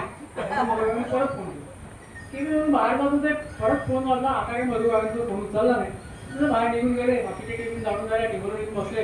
एक एक जण झाले. देवी शांताराममध्ये केबिनला गेले. शांताराम बापूंचा सेक्रेटरी लागू मग पळत गेला. 5 मिनिटाचा लागला. मधुबाबांसमोर उभा राहिला. काय रे, मगाशी साहेबांची केबिन तू जाणलीस का? मीच. मग कोण? जा, साहेबांनी बोलवलंय. काय उद्योग करतात लोक एक एक. त्याने मधुबाबांना आज पिकले. मधुबाबांना कळलं ना, साहेबांनी कधी इतके दिवस झाले, महिना झाला, साहेबांनी कधी बोलवलं नाही, भेटलं नाही, आज कशाला बोलवलंय. ते आपले जाऊन विशांतरामच्या केबिनमध्ये उभे राहिले. साहेब, आज येऊ का? फाईल घेऊन डोकं मध्ये एक मार्काचा पोरगा उभा आहे. काय तुम्ही बोलावलं मला? मग त्याच्या लक्षात, हा, अरे मगाशी केबिन तू लागलीस का? हो, रोज मीच जातो. अच्छा, फोन आलेला तूच घेतलास ना? फोन शाल आणि मधुबाबाची गिफ्ट पेटली. हा, तुम्ही, मला वाटलं कॅन्टीनचा शांती आहे. सॉरी चुकलो. ते पाय पडायला लागले. शांताराम बापूला हसायलाच येत. त्याच्या लक्षात आलं की या पोराची काय गंमत झाली ती. त्यांच्या अचानक काहीतरी आणखी एक गोष्ट लक्षात येईल. तो असा तोतरत का बोलतोय, घाबरलाय का? नाही, असाच आहे. अरे असाच आहे म्हणजे असाच तोतरत बोलतो. हो, जन्मापासूनच. शांताराम बापूंमधल्या दिग्दर्शकाला कॅरेक्टर सापडले. सिनेमात काम करशील का? सिनेमात मी? अरे हे दुसरं कोण आहे का? तुलाच विचारतोय. सिनेमात काम करशील का? हो. मधुबाबांनी जोरात हो म्हटलं. फोन उचलला, फिरवला, प्रोडक्शनला लावला. अरे ते आपले रामशास्त्रीचे कॉस्ट्युम चाललेत ना, एक पाठवतोय पोरगा, 12-15 वर्षाचा आहे. त्याचं धोतर आणि 12 माप घ्या. आणि परवा त्याचा सीन आहे, आर्टिस्ट आहे तो आपला. आता पिऊन नाही तो आपला. त्याचं डेजिग्नेशन बदलून टाका, त्याला आर्टिस्ट म्हणून मानधन सुरू करा आणि त्याला संवाद काय म्हणायचं ते सांगून ठेवा. तुम्ही जर रामशास्त्री बघितला असेल तर त्याच्यात तो इनामदारचा पोरगा आहे. एक डाव भूताचा सगळं विटी दांडू खेळणारा. ती मधुबाबांची पडद्यावरची पहिली एंट्री होती. तिथून त्यांचा पुढचा सगळा प्रवास सुरू झाला. आयुष्यातल्या सगळ्या अडचणी, देवाने दिलेलं व्यंग सगळं स्वीकारून त्याने आयुष्यभर लोकांना हसवलं. त्याच्या मागे जे कारुण्य होतं ते खूप मोठं होतं. म्हणजे आमच्याकडे आलेलं असताना मला म्हणाले, तुझं अक्षर चांगलं आहे. चांगलं आहे. शिवाजीनगर असं लिहून द्या ना. लिहून दिलो का? आणि तिकडच्या मटाना गाडी सुटते, शिवाजीनगर म्हणायचा राहून जातो. लोक पण चिडतात. मी म्हटलं मला माझी बाल होती. मी म्हटलं काका पण मग शिवाजीनगर कशाला सांगायचं, कोणा सांगा. माझ्याकडे बघितलं, मी शिवाजीनगर लिहिलो होतो. तो कागद खिशात ठेवला, डोक्यावर पोपटला आणि मला 2 रुपयांचा फरक आहे रे तिकिटात. 2 रुपयांचा तुला नाही कळणार. 2 रुपयांची किंमत, ही 2 रुपयांची किंमत या नटांच्या आयुष्यात सार असते. जे स्वतःच्या दुःख वेदना विसरून तुमच्यासमोर नाटक सादर करतात. कधी त्याच्या नाटकातलं नाटकही सादर होतं. ते आज तुमच्यासमोर सादर करायचा मी प्रयत्न केला. मी म्हटलं तसं हा सगळा वारसा मला घराण्यातून मिळालेला आहे. मी वडिलांविषयी सांगितलं, तुला आजोबांविषयी सांगेन. माझ्या आजोबांना 1920 साली बालगंधर्वांनी त्यांच्या कंपनीत बोलावलं. म्हणजे आजोबा जेव्हा पुण्याला शिक्षकाचा कोर्स करायला गेले होते, टीचर्स डिप्लोमा. आणि त्या काळात शिक्षकांना संगीत येणं महत्त्वाचं असायचं. आई आजोबांचा आवाज उत्तम होता, हार्मोनियम वाजवायचे, नाटकातून भूमिकाही करायचे. तर त्यांचे ते शिक्षक होते संगीत शिकवणार, ते बालगंधर्वांचे मित्र होते. त्याने बघितलं की या शंकर जोशीचा आवाज व्यवस्था चांगला आहे, उंची आहे चांगली, नाटकाची सवय आहे. तो त्या पोरा हातात बसतो शाळेमध्ये. रंगभूमीवर गेला तर जन्माचं कल्याण होईल, नटबीट म्हणून हिट झाला तर तेवढंच त्याचं पण नाव होईल. म्हणून त्याने माझ्या आजोबांना उचललं आणि बालगंधर्वांसमोर बघितलं. नारायणराव माझा विद्यार्थी आहे, चांगला गातो, नाटकात काम करायची सवय आहे. तुमच्याकडे बघा काही बरं होत असेल तर गंधर्व एकदम तुम्हाला जेव्हा काही गाऊन दाखवा, ते म्हणून दाखवा. तर आजोबांनी त्यांना तो नाट्यबद्दल म्हणून दाखवलं. आवडली गंधर्व, चांगला आवाज तर चांगला आहे, पुढे आपण तयारी करून घेऊ. उंची बिंची चांगली आहे, पुरुष भूमिका करू शकाल आमच्याकडे. अजून 15 दिवस गंधर्वाचा मुक्काम आहे पुण्यामध्ये. घरच्यांशी बोला आणि या दाखल व्हा. तुमच्या नक्कल बसवायला येतो आमच्या माणसांना सांगून. आजोबा खूप खुश झाले की मंडणगड आमचं दापोलीच्या जवळचा मूळ गाव, माझी पंची तिकडे होती त्यांची आई. त्यांनी तिला अगोदर काय पाठवलं, बालगंधर्वांनी मला त्यांच्या कंपनीत बोलवलं. बालगंधर्वांनी बोलवलं म्हणजे करंट जोरने ब्रेक दिल्यासारखं होतं त्या काळामध्ये. बालगंधर्वांनी माझ्या कंपनीत बोलवलं आहे, तर मला असं वाटतं की मी जातो त्यांच्याकडे, मला काम करायला मिळेल. उलट कपाळी आमच्या पणजीचं उत्तर आलं. नाटक कंपनीत चांगल्या घरातली मुलं जात नाही. नाटकात गेलं असतं घरातल्या वरवंट्यावरती डोकं आपटून जीव देईल. मुकाट्याने शिक्षकीचा कोर्स पूर्ण करणं हे गावाला दाखवलं. त्याच्यामुळे आजोबा काही व्यावसायिक नाटकात गेले नाही, पण त्यांनी आयुष्यभर शिक्षक म्हणून असताना वेगवेगळ्या शहरात बदली झाली. तिथे शाळेचं किंवा तिथल्या गावातल्या लोकांचं नाटक बसवलं. तो वारसा पुढे वडिलांकडे आला. ते 35 वर्ष रंगभूमीवर शशी जोशी म्हणून काम करत होते. त्यांना राज्य शासनाचं अभिनयाचं रौप्य पदकही मिळालेलं आहे. त्यामुळे नाटकवाल्यांच्या घरात वाढल्यामुळे ते नाटकाचं नाटक जवळून बघत आलो आणि म्हणून आता ते तुमच्यासारख्या रसिकांसमोर सादर करतो. पुन्हा एकदा नितीनजी आणि सगळ्या आत्रेकट्ट्याच्या सगळ्या व्यवस्थापनाचा मी मनापासून आभार मानतो की आचार्य यात्रेंच्या पुण्यतिथीला त्यांची स्मृती जागी करताना मला नाटकाचं नाटक इथे सादर करायला मिळालं. धन्यवाद.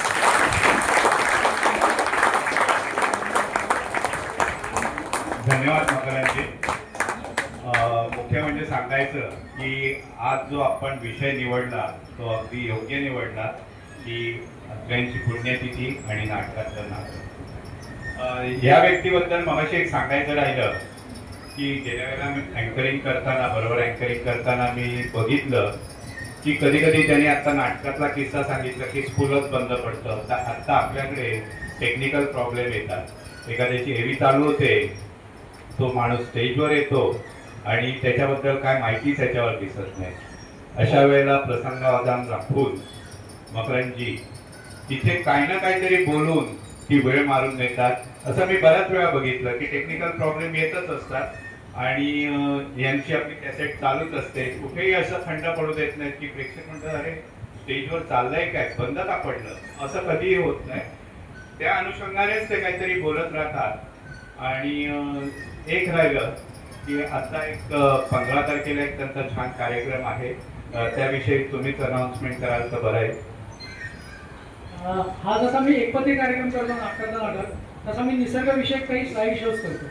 तर 15 तारखेला म्हणजे सोमवारी अमर हिंद मित्रमंडळ दादरला जे आहे त्यांच्याकडे एक वेगळा उपक्रम असतो, सांस्कृतिक अमावस्या.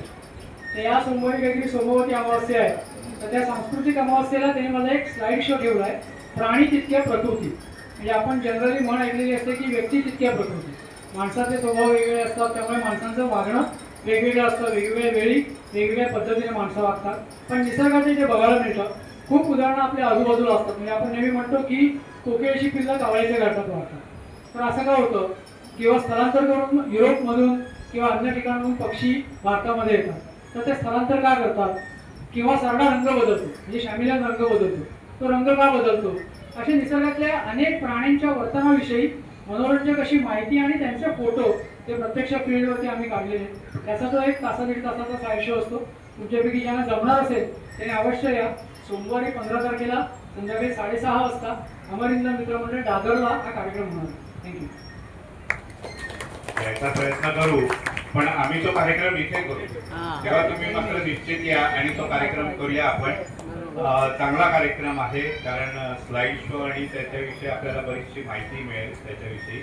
आणि मगाशी जसं तुम्ही म्हणालात की हे नाटकातलं नाटक संपणारं नाहीये, तर आपण पुन्हा तुम्हाला आम्ही बोलवू, त्यावेळेला तुम्ही या आणि कार्यक्रम सादर करा. आता परत नाटकाचं नाटक करताना सगळे नवे किस्से असतील याची पण मी खात्री करतो. त्याच तिकीटात तोच प्रयोग होणार नाही, आपला एपिसोड बदललेला असेल. आभार प्रदर्शन करण्यापूर्वी मी राणेसाहेबांना विनंती करतो की त्यांनी स्टेजवर येऊन आपले फुल ना फुलाची पाकळी करंजीनं द्यावी आणि 2 शब्द बोलावे.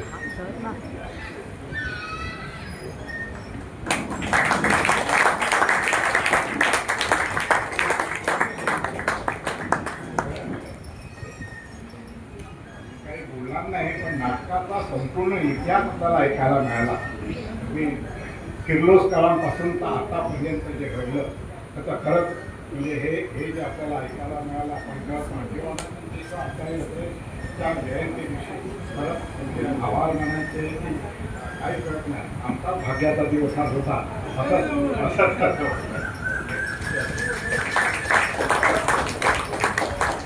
आता मी माधुरीताईंना विनंती करतो की त्यांनी आभार प्रदर्शन करावं.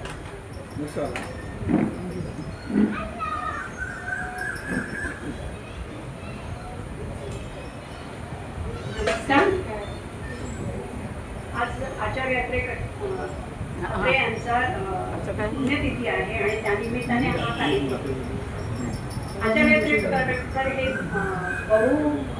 हे विविध असं त्यांचं व्यक्तिमत्व आहे आणि ते जास्त म्हणजे सगळ्याच क्षेत्रात ते पुढे होते, पण त्यांचा विनोद हा सुद्धा त्यांचा अगदी स्थायीभाव होता आणि त्यामुळे त्यांची नाटकं गाजायची.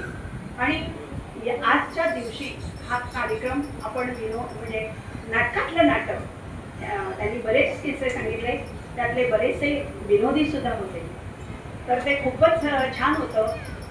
आणि सांगायचं म्हणजे त्यांना त्यांच्या आजोबा आणि वडिलांकडून वारसा मिळाला होता आणि तो नाटकाचा वारसा त्यांच्या सादरीकरणातून दिसत होता. विशेष म्हणजे जेव्हा ते अत्रेंचं भाषण सांगत होते तेव्हा ते अगदी त्यांची हुबेहूब नक्कल करत होते. आवाजामधला चढ वगैरे ते खूपच छान होते.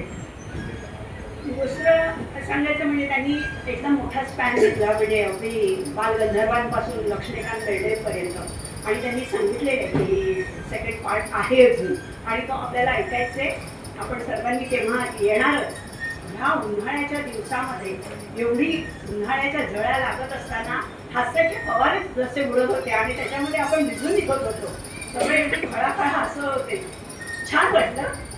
आणि त्यांनी जे किस्से सांगितले त्याच्यामध्ये त्यांनी अगदी त्यांचं व्यक्तिमत्व, प्रत्येक याचं व्यक्तिमत्व त्यांनी अगदी हुबेहूब उभं केलं ते त्यांनी नाटकामध्ये. आणि त्यांचं एक त्यांनी आता सांगितलं नितीन जाधव यांनी की त्यांचा धडा अभ्यासामध्ये, हे आमचं भाग्य की अशी व्यक्ती आमच्या अत्रेकट्ट्यावर आली आणि त्यांनी हे सगळं सांगितलं. आणि त्यावेळी म्हणजे आता जेव्हा त्यांनी हे जे सगळे किस्से सांगितले खरंच आम्हाला अपरिचित आहे. बऱ्याचदा असं होतं की कित्येक जण किस्से सांगतात तेव्हा ते कुठेतरी वाचलेले असतात किंवा आम्हाला माहिती असतात, पण हे बरेचसे किस्से आम्हाला अगदी नवीन होते. ते खूप छान होते आणि सगळ्यांचेच ते सगळे व्यक्तिमत्व त्यांनी सांगितली ती आवडली. आता त्यांचे तर मी आभार मानतेच. त्यांनी जवळजवळ 1.5 तास आम्हाला अगदी खेळून ठेवलं. सगळे ते एकदम छान हसत होते, आनंद घेत होते.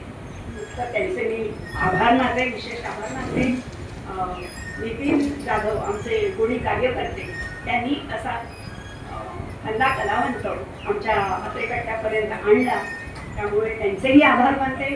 तसेच आमच्या कार्यकारिणीनं ते संमत केलं आणि इथे आपण इतके चांगले चांगले कार्यक्रम करत असतो, त्यातलाच हा एक अतिशय उत्तम असा कार्यक्रम आजचा झालेला आहे. तसेच आपण सगळे रसिक, मराठी माणूस हा नाटक वेगळा, तो अगदी नाटकाला आवर्जून जातोच, पण आज आपल्याला नाटकातलं नाटक, पडद्यामागचे आणि स्टेजवर घडणारे किस्से आपल्याला आज खूप छान ऐकायला मिळाले. त्याला तुम्ही एवढ्या मोठ्या संख्येने उपस्थित राहिला त्याबद्दल आपलेही सर्व श्रोत्यांचे आभार. आज मीनाताई रेकॉर्डिंग करतायत, त्यामुळे आपण ह्या कार्यक्रमाचा पुनर्प्रत्यय घेणारच आहोत, त्याचा आनंद घेणारच आहोत. पण जे कोण उपस्थित राहिलेले नाही आहेत त्यांना सुद्धा हा कार्यक्रम आपल्याला यूट्यूबवर पाहायला मिळेल. तसेच आमचे जोडे ज्यांनी हा कार्यक्रम आमच्यापर्यंत अगदी व्यवस्थित पोचवला, त्यांचेही आभार मानते आणि धन्यवाद.